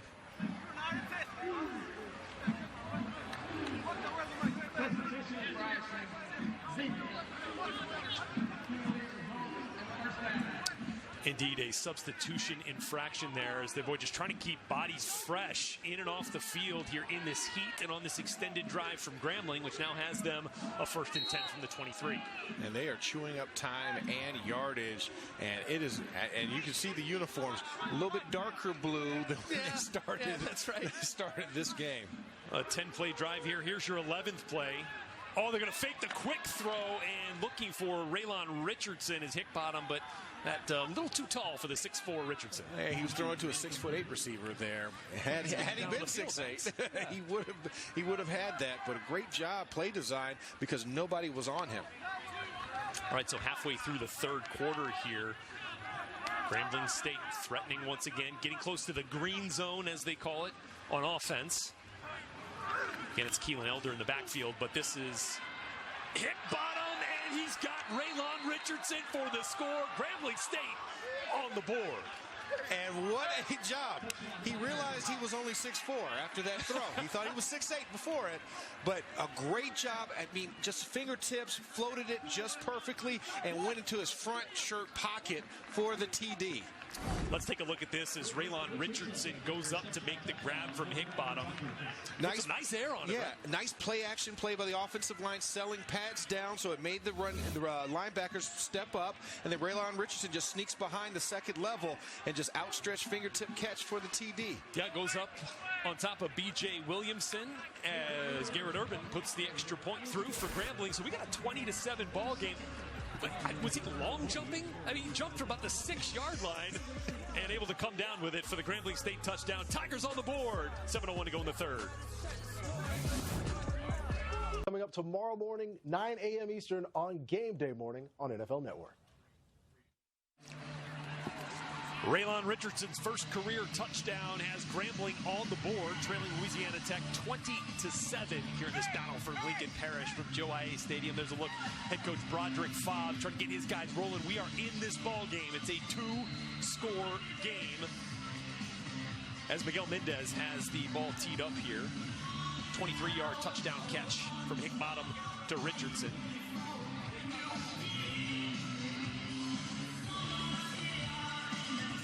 There's Smoke Harris for Louisiana Tech, ready to receive this kick at about his goal line. And here comes Mendez. This ball veering towards the pylon. It's going to be a tough one for Smoke Harris, but he's going to take it out. Across the 10, Harris has an open field, and it's Mendez who eventually comes up and makes the grab, or makes the tackle, rather. Goodness. When you give Smoke an inch, he will take a mile.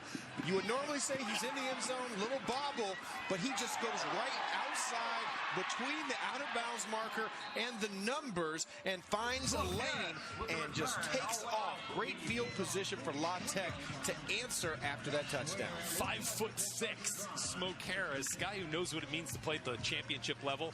Played in 4 state title games at West Feliciana High School. Really a big-time guy here.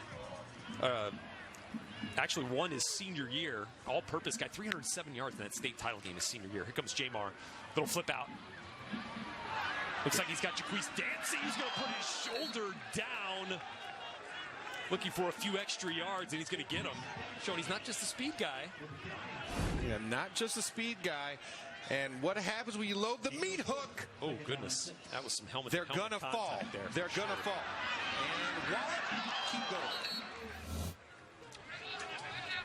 2nd and 6 coming here for Jamar. And Skip Holtz, your head coach, also calling the plays here for Louisiana Tech. He's been doing that since he became head coach in 1994 at UConn. They've been running this offense since about that time. They have. Kind of originated as Justin Henderson gets the carry. He's going to get across the line of game. Will give him a first down and a fresh set of downs. And a great play, first down for the Bulldogs. And we talked about building a case for your offensive line. Well, when you have a line like that, what a great job by the right side to really seal everything off and give a lane for for Henderson to skate up for the first down. Another carry for Henderson to finish the thought there on Skip Holtz. You know, he said that the offense originated out of the fact that went back and charted their 2-minute opportunities back at UConn. He said they scored touchdowns on 9 of 11 opportunities when they were running this kind of offense. And they were like, well, we should just do that all the time. And so they've been doing it ever since. Sometimes the best answer is the most simple. That's right. Here you go. 2nd and 8 from the Grambling 45. Jamar going to look to the sideline. Well, adjustment. Get the call. He does get a lot of freedom, he says, the line of scrimmage from Coach Holtz to make these decisions because he knows this offense. Jamar all the way across the field looking for Griffin Hebert, unable to connect. Intended for Hebert. Number 23, Keenan Fontenot, covered. Yeah, it was just a tough angle trying to run. It seemed to be just a long crossing route that was a bad angle for Jamar to try and find Griffin because of where Fontenot was positioned. And it looks like out there on the left side, we're seeing Devenir Martin for the first time at corner, eligible to play after being suspended for the first half because of a targeting call in week 1. See Devenir Martin, number 25. There's Jamar. Picking on Devenir Martin as he looks for Adrian Hardy, I believe. Oh, it looks like we've got Dwight Stallworth down. Big right tackle. We're going to get an injury timeout here as the Tech medical staff comes onto the field. And it's a tough angle, and especially when you see guys. Here's Dwight Stallworth at the right tackle position, trying to block the inside charge move. He's trying to step off, and then, yep, just takes his legs down, and then he trips up Jamar Smith, falling into him. And actually an athletic move by Jamar to avoid getting rolled up on there. Yeah, he did not allow his cleats to stay in. And Dwight Stallworth still down on the ground as we speak. He's in pain. He's moving around, so we shall see. Yeah, there it is, your Build Your Care, presented by the Home Depot La Tech starting offensive line. He's the big fella. He is the big fella. He's the guy I could look eye to eye with, seeing it at 320 pounds, big dude, and really a big reason for the success in the run game on the right side so far in this contest. But luckily, seeing him walk on his own power off the field is always a good sign. Yeah, that last pass on third down was actually intended for number 86, Wayne Toussaint. As we've got a stoppage here once again. There we go. We're ready for play. One of the average height receivers. As Brady Farlow gets set to punt it away. Didn't see him much in the first half except to hold for Bailey Hale. Here's the punt. Fair catch called for at the 11. And we're going to take a quick break as we expect Jeremy Hickbottom in this Grambling State Tiger offense to come back onto the field. You're watching Conference USA Football on NFL Network, presented by the Home Depot.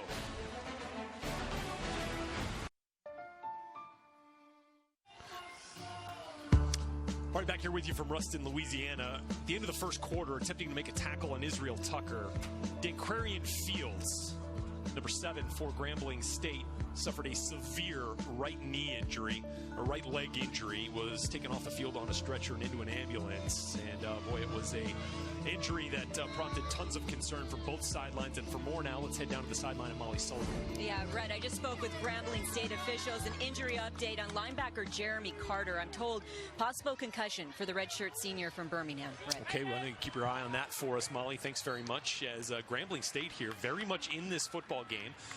There's a look Molly was talking about. Jeremy Carter, number 34, evaluating him for a concussion. We'll keep an eye on that for you.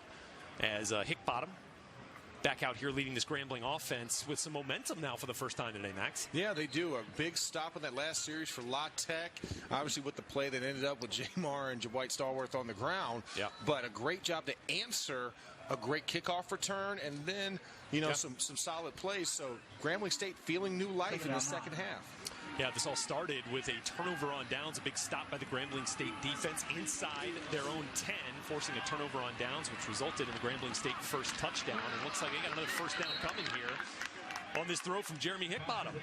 And this is one of the times where you think about the negative of how high-powered and how high-paced your offense is, because you turn the ball over real quick on a punch situation, and then you put Grambling back on, who just had a very long sustained drive and putting a lot of stress on this defense.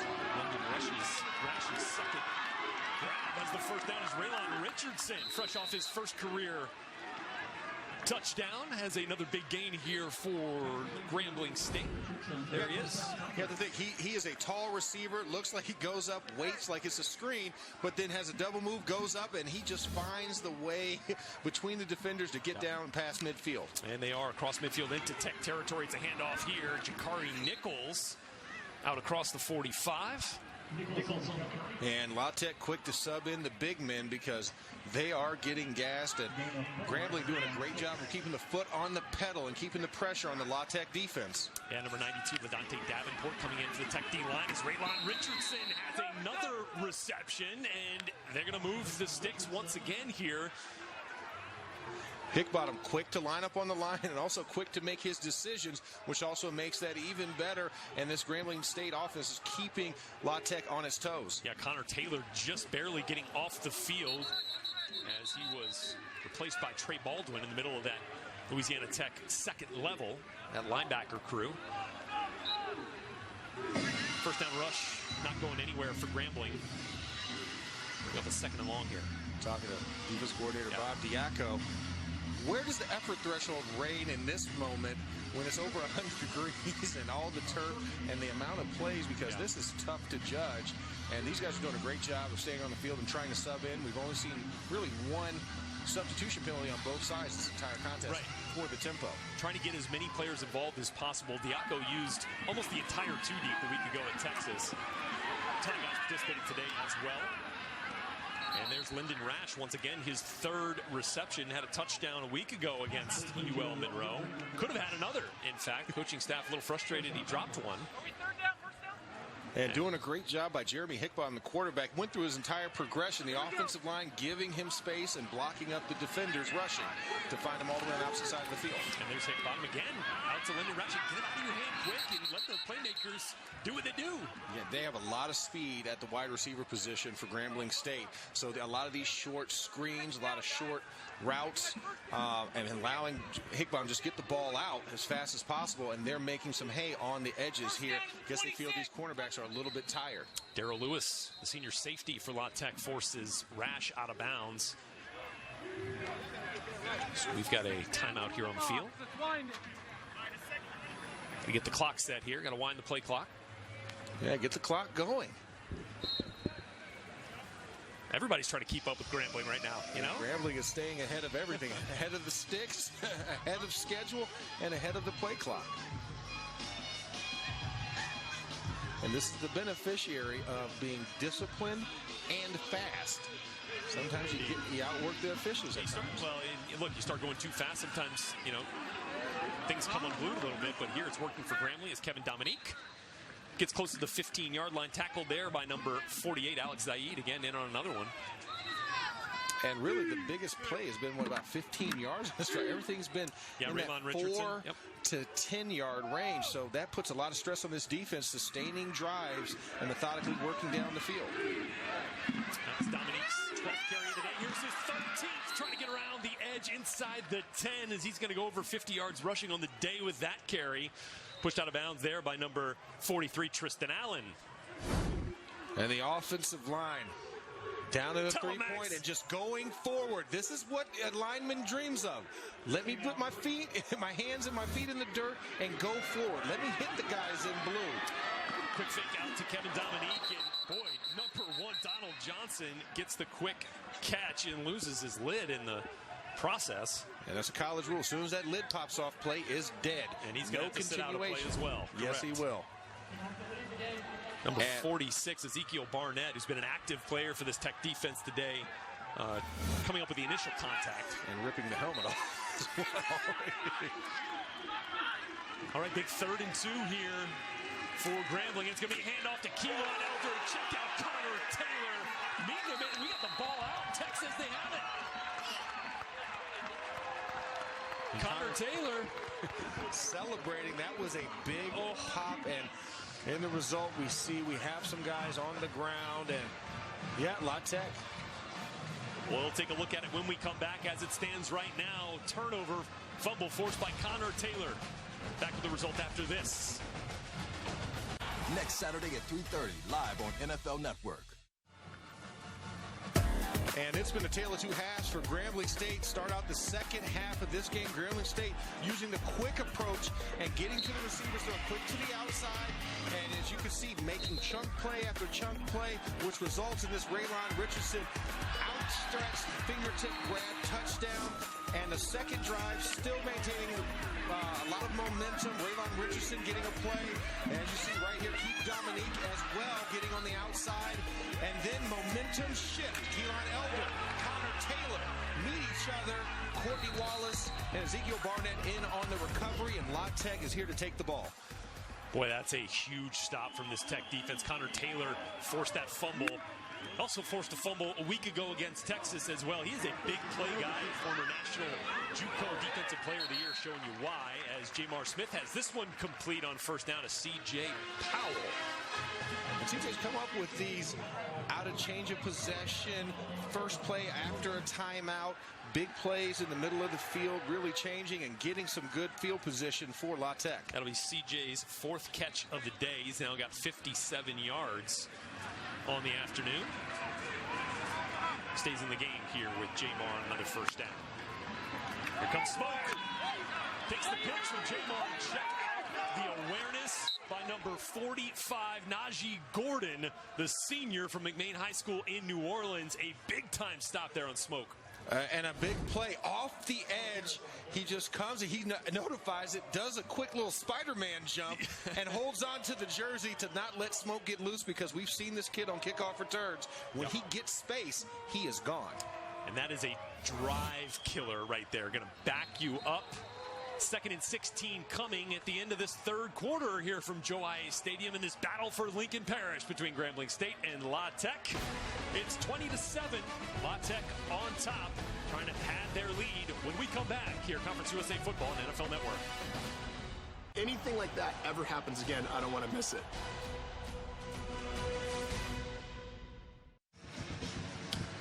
Raylon Richardson's first career touchdown for Grambling, responsible for the only score of the half, came back in the third quarter as it is a 20-7 ball game. Hey, Sunday, 9 a.m. Eastern, Rich Eisen, Steve Mariucci, Kurt Warner, Michael Irvin, Ian Rappaport, and Cynthia Freeland, all getting you set for kickoff with NFL Game Day Morning, presented by Lowe's. Plus, Ben Roethlisberger going one-on-one with Andrea Kramer, and Le'Veon Bell sits down with Steve Smith Sr., all as Antonio Brown has a new home with the Patriots. The newest New England Patriot, released by the Raiders today, picked up by the Patriots within a few hours. But not enough time to play the Sunday night game against my Steelers. Indeed. We'll have much more of that in the NFL Now post-game show. We wrap up here from Joe IA. Right now, an important drive for Jamar Smith as he tries to put some more distance between the Bulldogs and the Tigers here. Jamar on a 2nd down. We're going to gain about a yard, so a 3rd and long coming after a big negative play on a Smoke Harris little jet sweep. And offensive line did their job, but the secondary for Grambling State locked up all the receivers. Jamar had nowhere to go, had to turn to his feet to at least make something happen. So Jamar over the 200-yard mark here today through the air, has the lone touchdown, a 40-yard strike to Griffin Hebert. And now has a 3rd and 15 from his own 21. Jamar, all kinds of time, finds Adrian Hardy, but is he going to get the first down? No, going to be about a yard shy. So big-time stop there by Devanir Martin, the corner, playing for the first time in this game in this half. Of course, because of the aforementioned targeting penalty a week ago, was suspended in the first. And also, Devanir Martin was their top punt returner. And there he goes, back to receive this punt. Yeah. So he's got a lot of energy, being that he was suspended this first half. So look for him to try and make something happen and make his presence felt in this football contest. Here's Brady Farlow, 2nd punt of the half here. Put some decent air on this one. But Devanir going to call for the fair catch, just shy of his own 25-yard line. 7th season here for Skip Holtz. Here from Louisiana Tech, 5 straight bowl victories, loves coaching here in a small town. Louisiana Tech's a special place. It's a small town. It's fire trucks are blue and red. You know what I mean? Everything's about the Bulldogs. It's a small town environment. It's a community atmosphere. It's a family atmosphere. And it makes it really easy to build a program there because everything is so supportive around the university.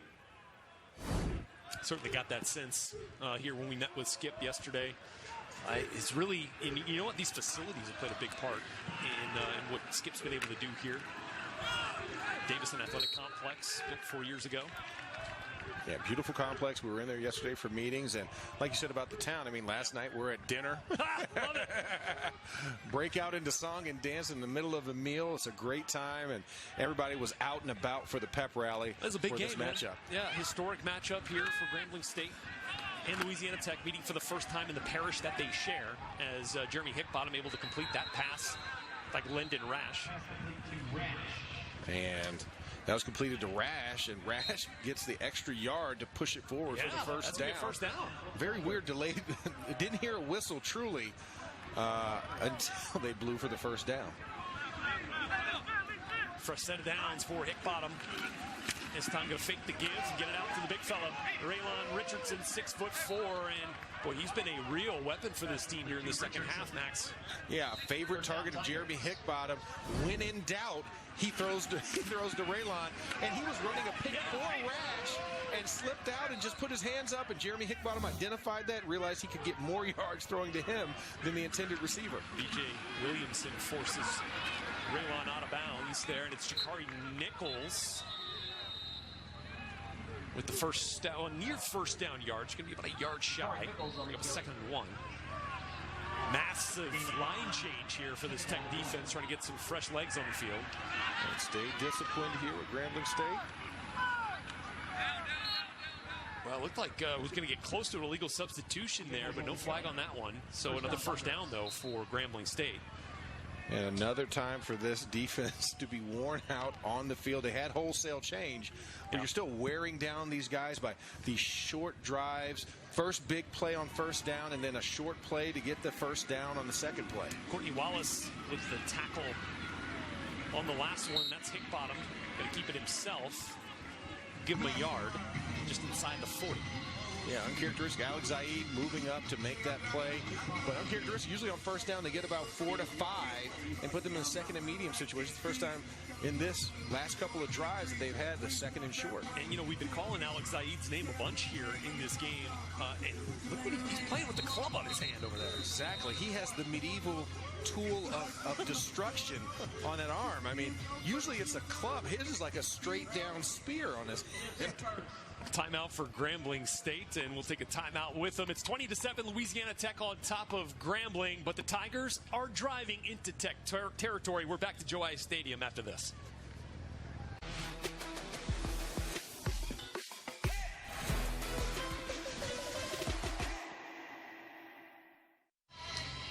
Back here in Ruston, Louisiana. Hey, somebody want to tell Bradshaw that the game started? He's just taking a nap. He's just taking a nap right now. Even when Terry's not here, he's here with his trusty Bulldog. And he's watching his Bulldogs here, kind of in danger of this game going into a one-score football game if Grambling can put some points on the board here and get into the end zone. They might, 2nd and 9. They might need him to come out here and throw another touchdown.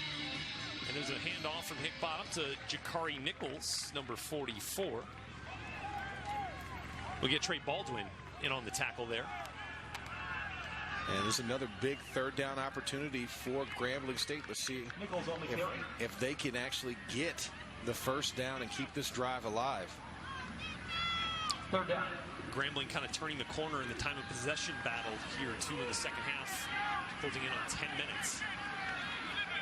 Had some sustained drives here. There's Hickbottom, big throw over the middle, number 10, Lyndon Rash with the grab at the 25. And another chain mover, big play. Jeremy Hickbottom and this Grambling State offense have really done a great job of just chewing up time, chewing up yards. It hasn't been a lot of big, fantastical plays except for the Raylon Richardson touchdown, but they've just managed to sustain in that 5 to 8 yard a play average on these last couple of drives. 13-yard reception from Rash, his 6th of the day to lead the Tigers. Here's Hickbottom to the air once again. Scrambling off to his right and just kind of throws that one away. Vontae Davis in the area. And Michael Sam on the sticky coverage, staying right there step for step with Davis, who's had a great half. Him and Raylon Richardson have been the consistent pass catchers for this Grambling State offense. And Michael Sam was out by defensive coordinator Bob Diaco as a guy who really impressed him in week 1. His first real action in a big spot.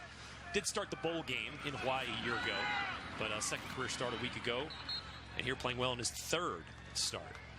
Yeah, switched, was a safety last season, making the switch to corner this season, and done a great job. Him and Sam and Snead have switched positions and done a great job for this Bulldog defense. 7th catch of the day there for Lyndon Rash. Going to bring up a 3rd and 3 now inside the 20. Here's Hickbottom.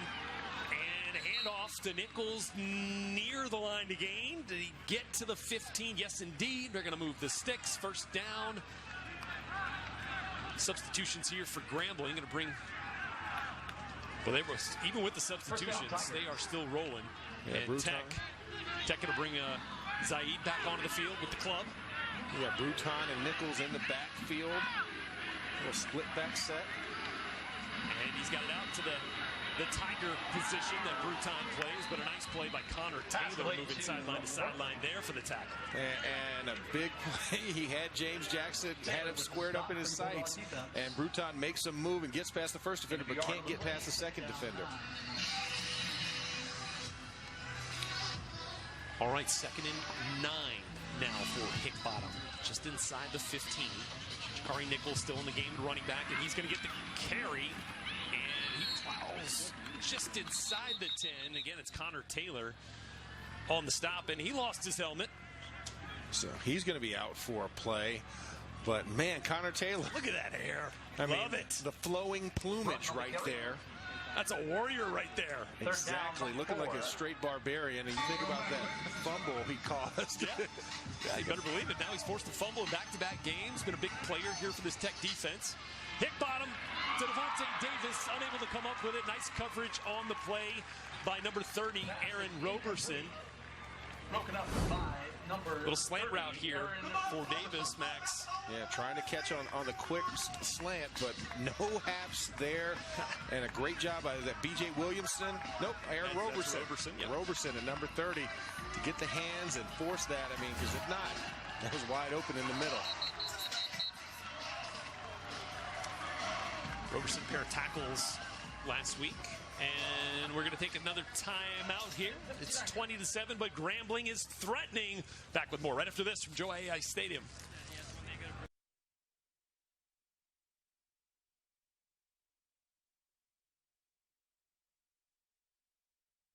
Yako as a guy who really impressed him in week 1, his first real action in a big spot. Did start the bowl game in Hawaii a year ago, but a second career start a week ago. And here playing well in his 3rd start. Yeah, switched, was a safety last season, making the switch to corner this season and done a great job. Him and Sam and Snead have switched positions and done a great job for this Bulldog defense. 7th catch of the day there for Lyndon Rash. Going to bring up a 3rd and 3 now inside the 20. Here's Hickbottom and a handoff to Nichols near the line to gain. Did he get to the 15? Yes, indeed. They're going to move the sticks. 1st down. Substitutions here for Grambling. Going to bring, well, they were, even with the substitutions, they are still rolling. Yeah, and Tech going to bring Zaid back onto the field with the club. Yeah, Bruton and Nichols in the backfield. A little split back set. And he's got it out to the Tiger position that Bruton plays, but a nice play by Connor Taylor moving sideline to sideline there for the tackle. And a big play. He had James Jackson, had him squared up in his sights, and Bruton makes a move and gets past the first defender, but can't get past the second defender. All right, 2nd and 9 now for Hickbottom, just inside the 15. Jakari Nichols still in the game, running back, and he's going to get the carry.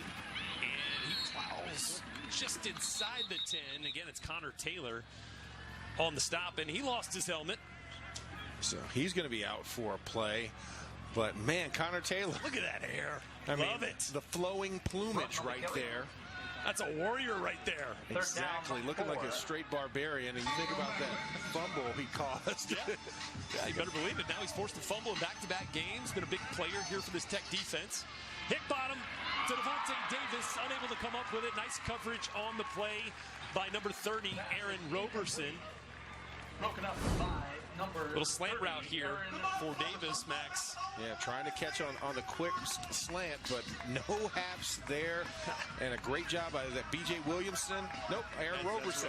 Roberson at number 30 to get the hands and force that. I mean, because if not, that was wide open in the middle. Roberson pair of tackles last week. And we're going to take another timeout here. It's 20-7, but Grambling is threatening. Back with more right after this from Joe AI Stadium.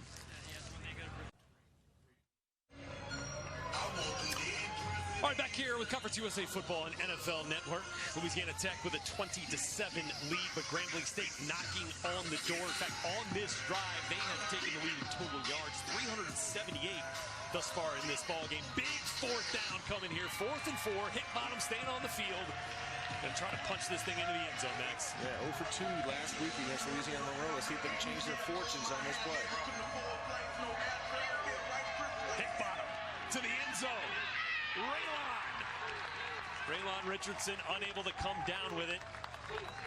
Nice defense on the play there by number 18, Zach Hannibal, the redshirt junior out of Monroe. Just down the road here on I-20. And a great job. That's one of the tough things. Even though Raylon Richardson has a size advantage, when you get to the end zone, it's a lot tougher, tighter coverage. And that could have been interference. He had the hand on the shoulder, so he got away with one. But Zach Hannibal really doing a great job of face guarding up against Raylon Richardson, knowing that he is a red zone threat. Big time play by Zach Hannibal. Of course, knows a lot about this rivalry. Just down the road there in Monroe. Yeah, he heard a lot about these big play there. Able to get his hand on that ball, knock it away, and get it back to Jamar Smith and this Tech offense. Here with the 1st and 10 now from the 9. Here's another handoff to Smoke Harris, coming around on a little jet action, and Smoke unable to get back to the line of scrimmage. Tackle on the play there by number 4.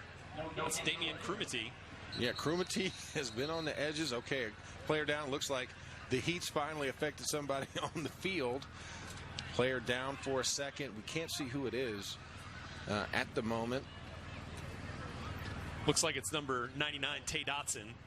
But by the way, Damian Krumity, he's got some speed now. In fact, they say he might be the fastest player on the team. Could run sub 4.340. And thanks to my man Corey Diaz over at the News Star in Monroe, says that Krumity says he got that speed by chasing chickens on his dad's farm. That's right. Tallahassee, Florida. That's what Florida boys do. You chase chickens and rabbits. Did you do that? No, of course. Does it look like I would have done that? I am too big. I ate a lot of chicken and some rabbit, but I mean, I've never chased one. I know. Give yourself some credit. Yeah, no. All right, so while they work on Tay Dotson, we're going to take a quick break and be back right after this.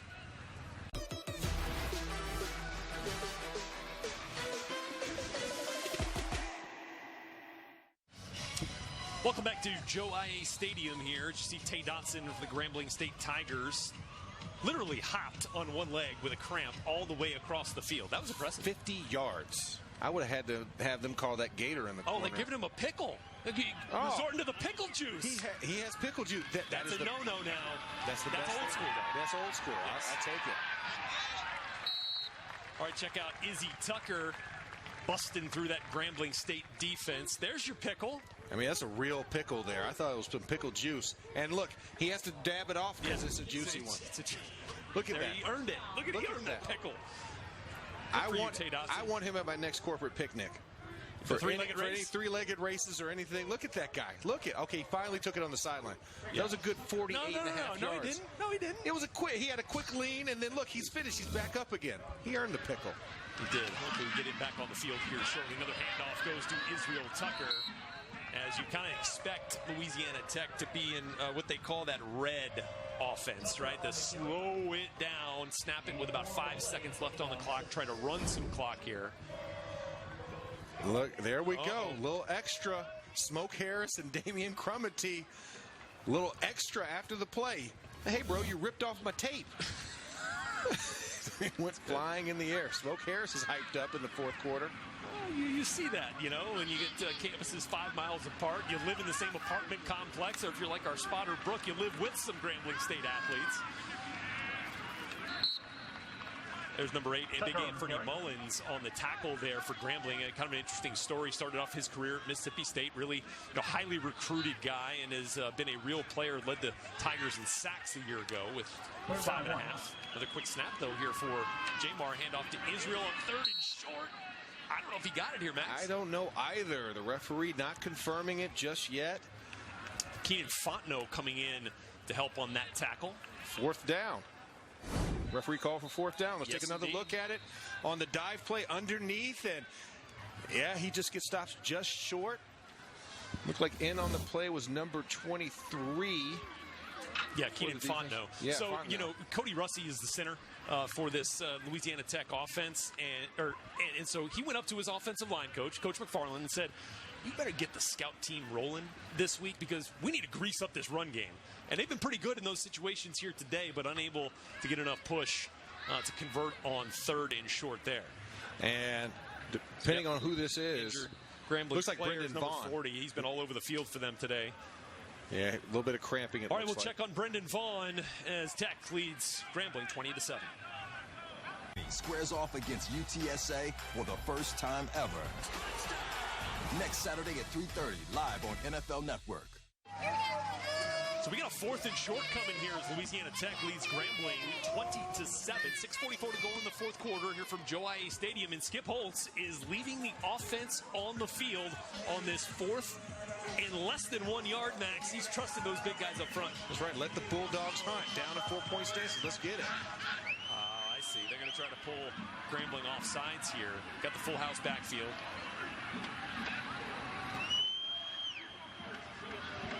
Play clock at 1. And they're going to get a timeout here for Skip Holtz. Yeah, why not? Draw them off sides. My heart is crying a little bit. You wanted to see some short yardage action, didn't you? I wanted to see some slobber knockers. I wanted to see 1 yard and a pile of dust. Guys, once you put 4 hands, you get the 4-point stance going, you get 2 hands in the ground, 10 knuckles dived in with the whites of it showing. You want to see action. You want to see guys firing off. And sadly enough, it was a decoy. So as we mentioned this, the Battle of Lincoln Parish, first time these two teams, Grambling State and Louisiana Tech, have squared off against each other in Lincoln Parish. And look, a guy who advocated for it for some 55 years, OK Buddy Davis. This game has been dubbed the Buddy Bowl. He passed away earlier this summer. A legendary executive sports editor at the Ruston Daily Leader. He's in the Louisiana Tech Hall of Fame. Both teams are wearing decals to commemorate Buddy and the impact he had on both of these schools. Loved these programs and longed to see this game, and really glad we get to honor him with the Buddy Bowl today. Yeah, true Ruston legend around here. So Brady Farlow will send this punt, and it looks like Devoneer Martin will fair catch that one, just shy of the 30-yard line. Here's a look at the drive charts here, and look, Grambling State opened up this half on fire. Big 93-play drive that ended with the Raylon Richardson touchdown, but boy, that fumble just pulled all of the air out of their balloon. And then, you know, we saw the fumble, and then we saw the turnover on downs as well. Yeah, tough to come back from that, Max. It's very tough to come back, but what a great job by Jeremy Hickbottom, though, engineering and leading this second half and 3 possessions. You look at what he's done so far, a lot better in the air. Second half, terrific. 15-19, Max. Yeah, the efficiency is there, and I think it comes from making those quicker, fast throws. As soon as the ball gets in his hands, he gets it out. Look, and they're not out of this ball game by any means. Handoff here to Kevin Dominique, and he's got a physical run.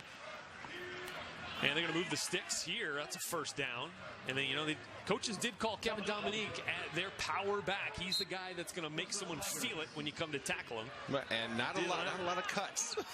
When he picks a direction, he sticks with it. And on that left outside zone, quick 10 yards. Now that make our Terrell Davis very happy. A little one cut and go, right? Made a living off that one, didn't he? Yes, he did. There's Dominique once again, another carry for about a yard. So 2nd and 9 coming.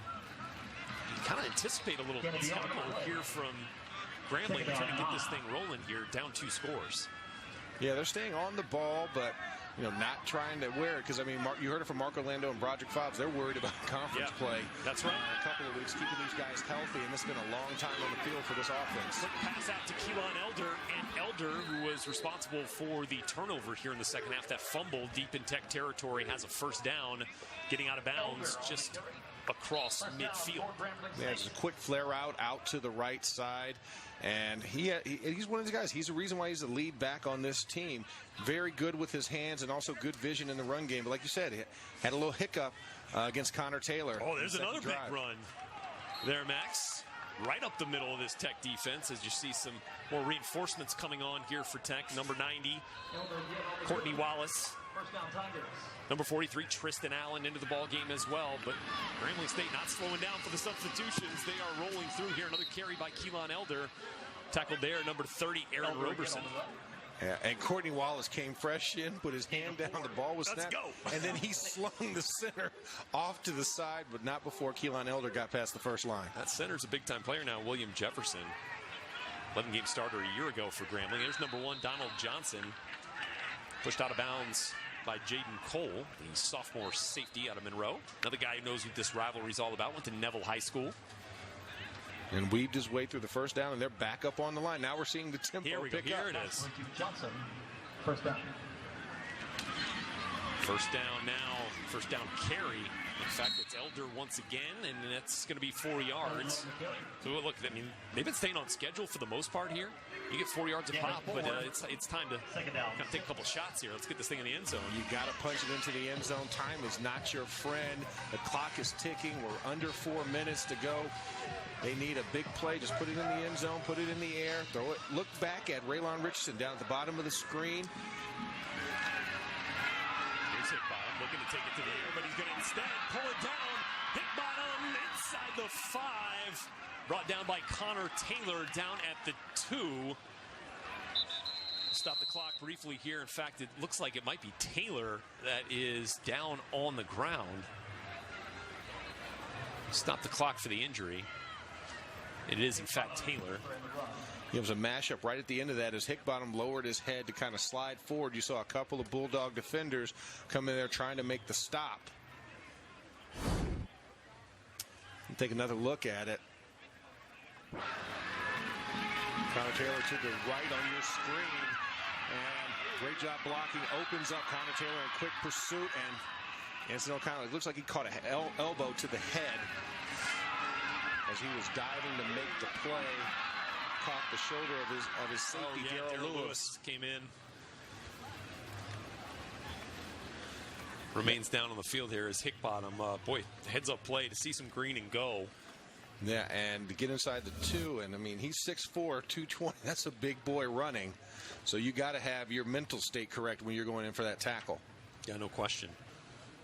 Look, if you look back at the keys to the game that Broderick Fobbs told us before we got here to Joe IA Stadium and said, look, we're at a disadvantage. We got 22 less scholarships than Louisiana Tech as an FCS program. So here's where we make our advantages. Win the kicking game. They've been okay there. Win the turnover battle. That's where they're falling short right now. And then, of course, was make it uncomfortable for the quarterback. But Jamar Smith has stayed clean for the most part. The turnovers, the big deal here. Yeah, turnovers. You think about the 2 turnovers on downs and then the fumble were 3 big plays that really shifted the tide. And 2 of those coming inside the 10-yard line as well. Yeah. The first series of the game, getting stopped inside the 5, and then, of course, the fumble inside the 10. Inside the 10-yard line in the second drive of the second half. So Connor Taylor getting escorted off the field by the Louisiana Tech medical staff. We'll get a check on his status here with 3:29 to go in the fourth quarter. It's a 20-7 Louisiana Tech lead, but huge sequence here for Grambling. First and goal from the 2. Got the tight end in the ball game here with 3 wide receivers to the top of the screen. A handoff, Jakari Nichols. He plunges into the end zone. Grambling State is going to be within a score after the Nichols touchdown. Nichols into the end zone for the Tigers. And sends the team in for the extra point. And way to punctuate on this opportunity for Grambling State. Let's take another look at it. One cut, Jakari Nichols out the backside and just dives in for pay dirt. And they've done it on the air and the ground for indeed. Grambling State in this second half. So Jakari Nichols, that is 11th carry of the day, 43 yards in the touchdown. Let's see if Garrett Urban can add the extra point to make this a 6-point ball game. A flag down. Somebody Tech flinched. jump off sides? Yeah, somebody. They did. Offside. Defense. Number 90 with contact. Half the distance to the goal. Retry. Well, maybe a different scoring situation, and you might be tempted to go for 2 here with the advantage of the extra yard. But they're going to leave the kicking team out here, and Garrett Urban going to try to put this thing through to make it a 6-point ball game. 3:23 left. A lot can happen in these last closing minutes of the football contest. Do you trust your defense if you're Grambling? A lot of times still. There's Urban. Missed a field goal earlier here. Certainly would have helped. But that extra point goes through, and it is now 20-14. Grambling staying in this ball game after the emotional loss of one of their defensive leaders in Danquarian Fields. Right, the severe knee injury, and then they bounce back after the turnovers, put it in the end zone once again to make this thing a one-score ball game, Max. And the defense, we talked about trusting the defense, they haven't allowed a score in the second half. That's true. They put a lot of pressure, even though Jamar Smith has remained calm, not a lot of yards from this Tech offense in the second half. They've done a great job really holding them at bay and keeping them out of any scoring opportunities. So then a 9-play, 72-yard drive. They get into the end zone using only 2 minutes and 39 seconds of the clock. Only negative, Grambling only has one timeout left. That's right. So if I'm Tech, I'm trying to run the ball, keep it in bounds, chew up that time, get to the ball, like you said, in the red offense, slow, snapping the ball under 5 seconds, because you're trying to escape out of here right now with the victory. Do you even consider an onside kick here with one timeout left? I don't. Looks like they're going to kick it deep here, but yeah, I don't know if they have the kicker. Yeah, that's true. And you got to weigh that too, right? That's another special thing to have a kicker who can hit that, because the probabilities are very low on recoveries. Oh, they're going to go. There it is. A surprise onside. Kicker looks like he was trying to recover it himself. Let's see. You got a mess of bodies down there right at about the 47-yard line. Oh, legs are flying. No signal yet. Grambling says they have it. Well, you always say you have it when of course you do. Yeah, of course you're going to put your hand in there. Yeah. I'm thinking Grambling emphatically says they have it, and they do. 50-50 on that shot. And you were questioning the ability. First of all, Rhett, don't start with me. You look at the guy barely making a PAT. I'm going to trust him to kick an onside kick. Check out my man. But look at Garrett Urban. Garrett Urban. Look at that. I mean, that was textbook. So it looked like that ball, well, it obviously went 10 yards. Malik Stanley looked like he had number 15 trying to get a hand on it. Seeing who ended up getting the recovery there. It's like, was it 53? Donald Freeman, Najee Gooden in there on the recovery. Not sure who ended up actually coming out with it here. Well, a Tiger came out with it. That's all we know. And look, that's all that matters for Grambling here as Jeremy Hickbottom back out onto the field, down 6 points, ball at the 48-yard line, 1st and 10, 3:20 to go. What you got left if you're Grambling? And this Tiger defense, what do you have left if you're Bulldogs defense? Yes, you're right. All right, quick handoff, going to go for about 2 yards. Right at about midfield now for 2nd down. Nichols on the tackle on the play there. On the ball, ready to go. Colin Scott comes up with the tackle. You don't want any time to substitute for La Tech. Another handoff. This is Jakari Nichols. He's going to go for 3. Again, Colin Scott making the stop Nichols for Louisiana Tech. Gain of 3. 3rd and medium situation here. Run and pass are available to you when you stay in that medium range, 4 to 5. The run game's been really effective for them in this second half, as well as the short passing game. And, you know, I'm looking at the top. They have the trips bunch. Outside, Devontae Davis singled up with Amik Robertson down the bottom. Here's Hickbottom. Oh, that ball just got away from him, looking for Donald Johnson, who was wide open. Jeremy Hickbottom wants that ball back. Donald Johnson was wide open. He had a convoy in front of him. And, man. So for Grambling, it could come down to this. A 4th and 5 from the Louisiana Tech 47. Donald Johnson remains in the ball game, as is Devontae Davis, bottom of your screen. Big Raylon Richardson up at the top. Yeah, you've got twins personnel on both sides. Jakari Nichols is your running back to the left of Jeremy Hickbottom. Looks like we got man coverage here. Here's Hickbottom. Pressure. ball's going to fall incomplete, and Louisiana Tech, with the pressure from Colin Scott, gets to Hickbottom, forces the incompletion, and another turnover on downs. Big one for Louisiana Tech.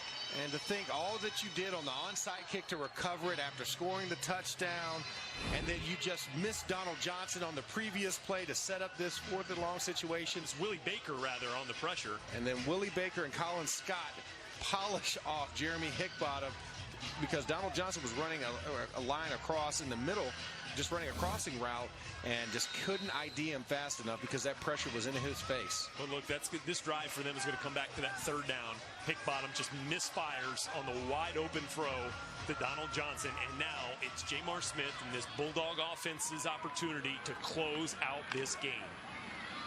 And here's Smoke Harris in motion. They're going to give it to him. This is his best run of the day.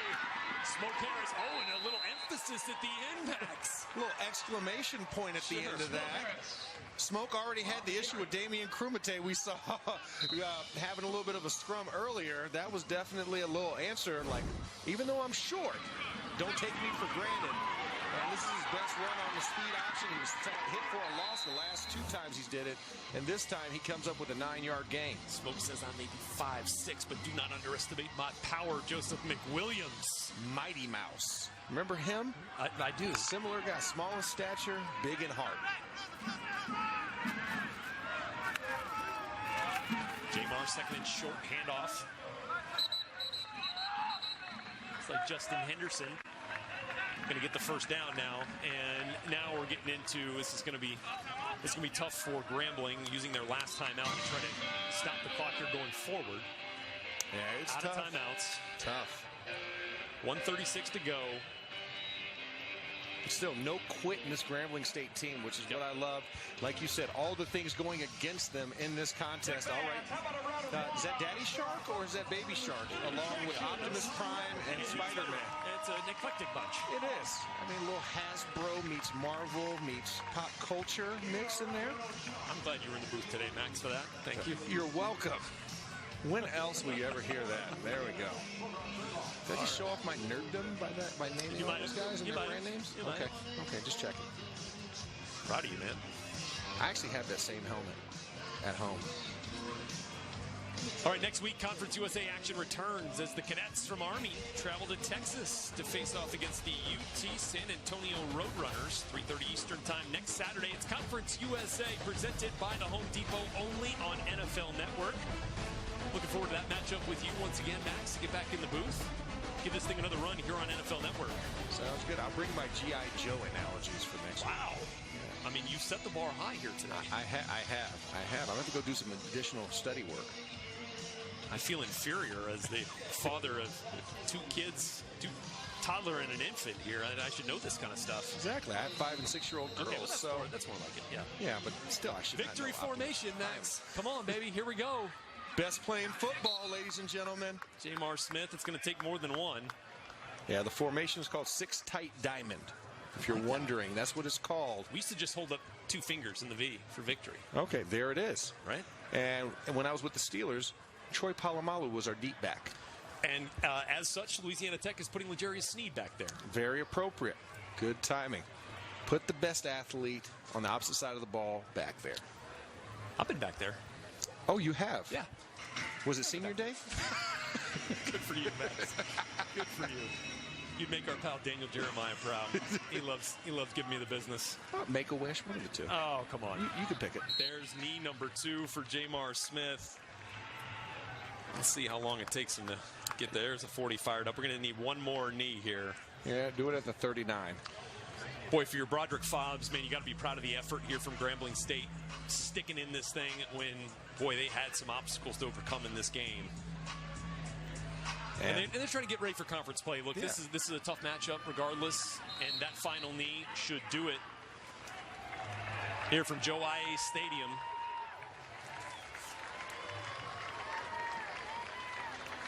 Everybody walking to the field. We'll need a few seconds for this thing to get to 0 here, but the 2 head coaches shaking hands around midfield. Skip Holtz winning in his home opener here in his 7th season, leading Louisiana Tech. Of course, Broderick Fobbs and this Grambling State team will turn their attention to Danquarian Fields and his status here.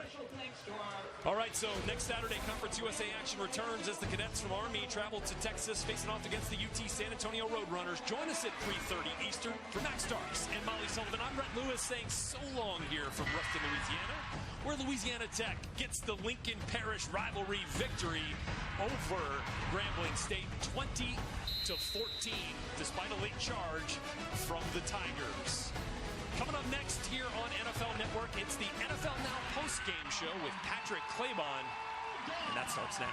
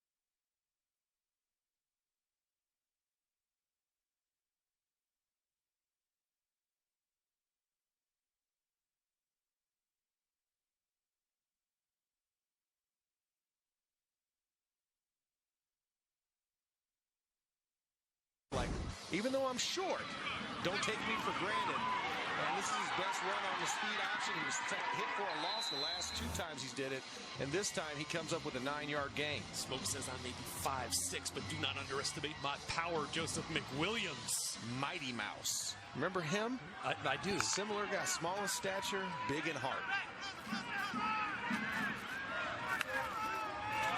Jamar, second and short handoff. It's like Justin Henderson going to get the first down now, and now we're getting into this is going to be tough for Grambling using their last timeout to try to stop the clock here going forward. Yeah, it's out tough. of timeouts. Tough. 1:36 to go. But still, no quit in this Grambling State team, which is what I love.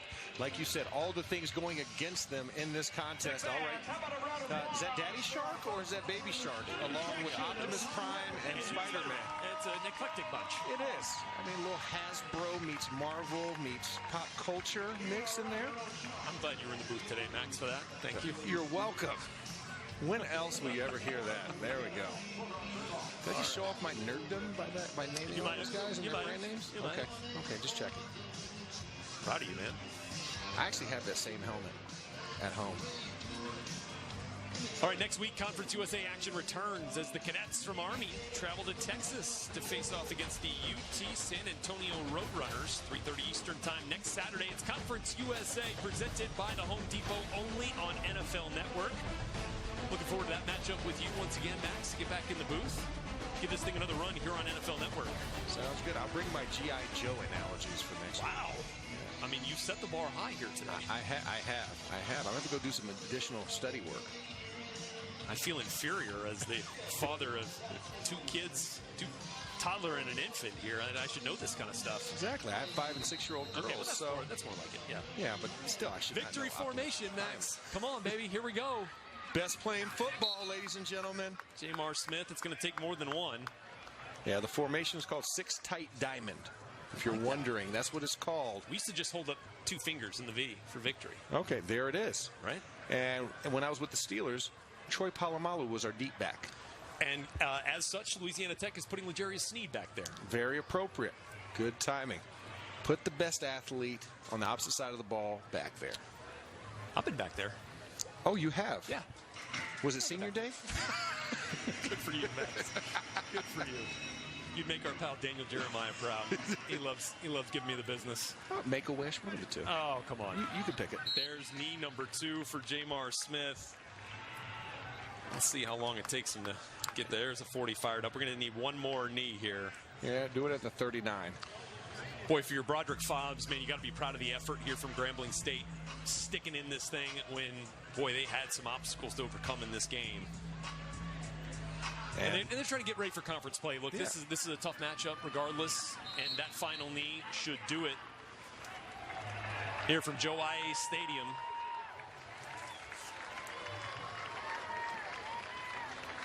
Everybody walking to the field. We'll need a few seconds for this thing to get to 0 here, but the two head coaches shaking hands around midfield. Skip Holtz winning in his home opener here in his 7th season, leading Louisiana Tech. Of course, Broderick Fobbs and this Grambling State team will turn their attention to Danquarian Fields and his status here.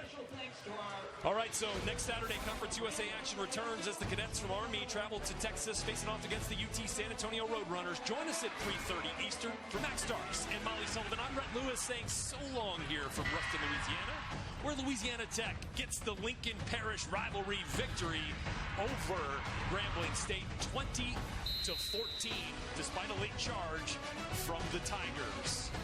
Coming up next here on NFL Network, it's the NFL Now post-game show with Patrick Claybon, and that starts now. Oh, Raider Nation, I'm here in Napa. We need him on the grass. We need him to get going. Antonio Brown went in a cryo chamber without wearing the proper footwear. It got to his feet. It's not just his feet that are the problem. Brown filed a grievance against the NFL over the league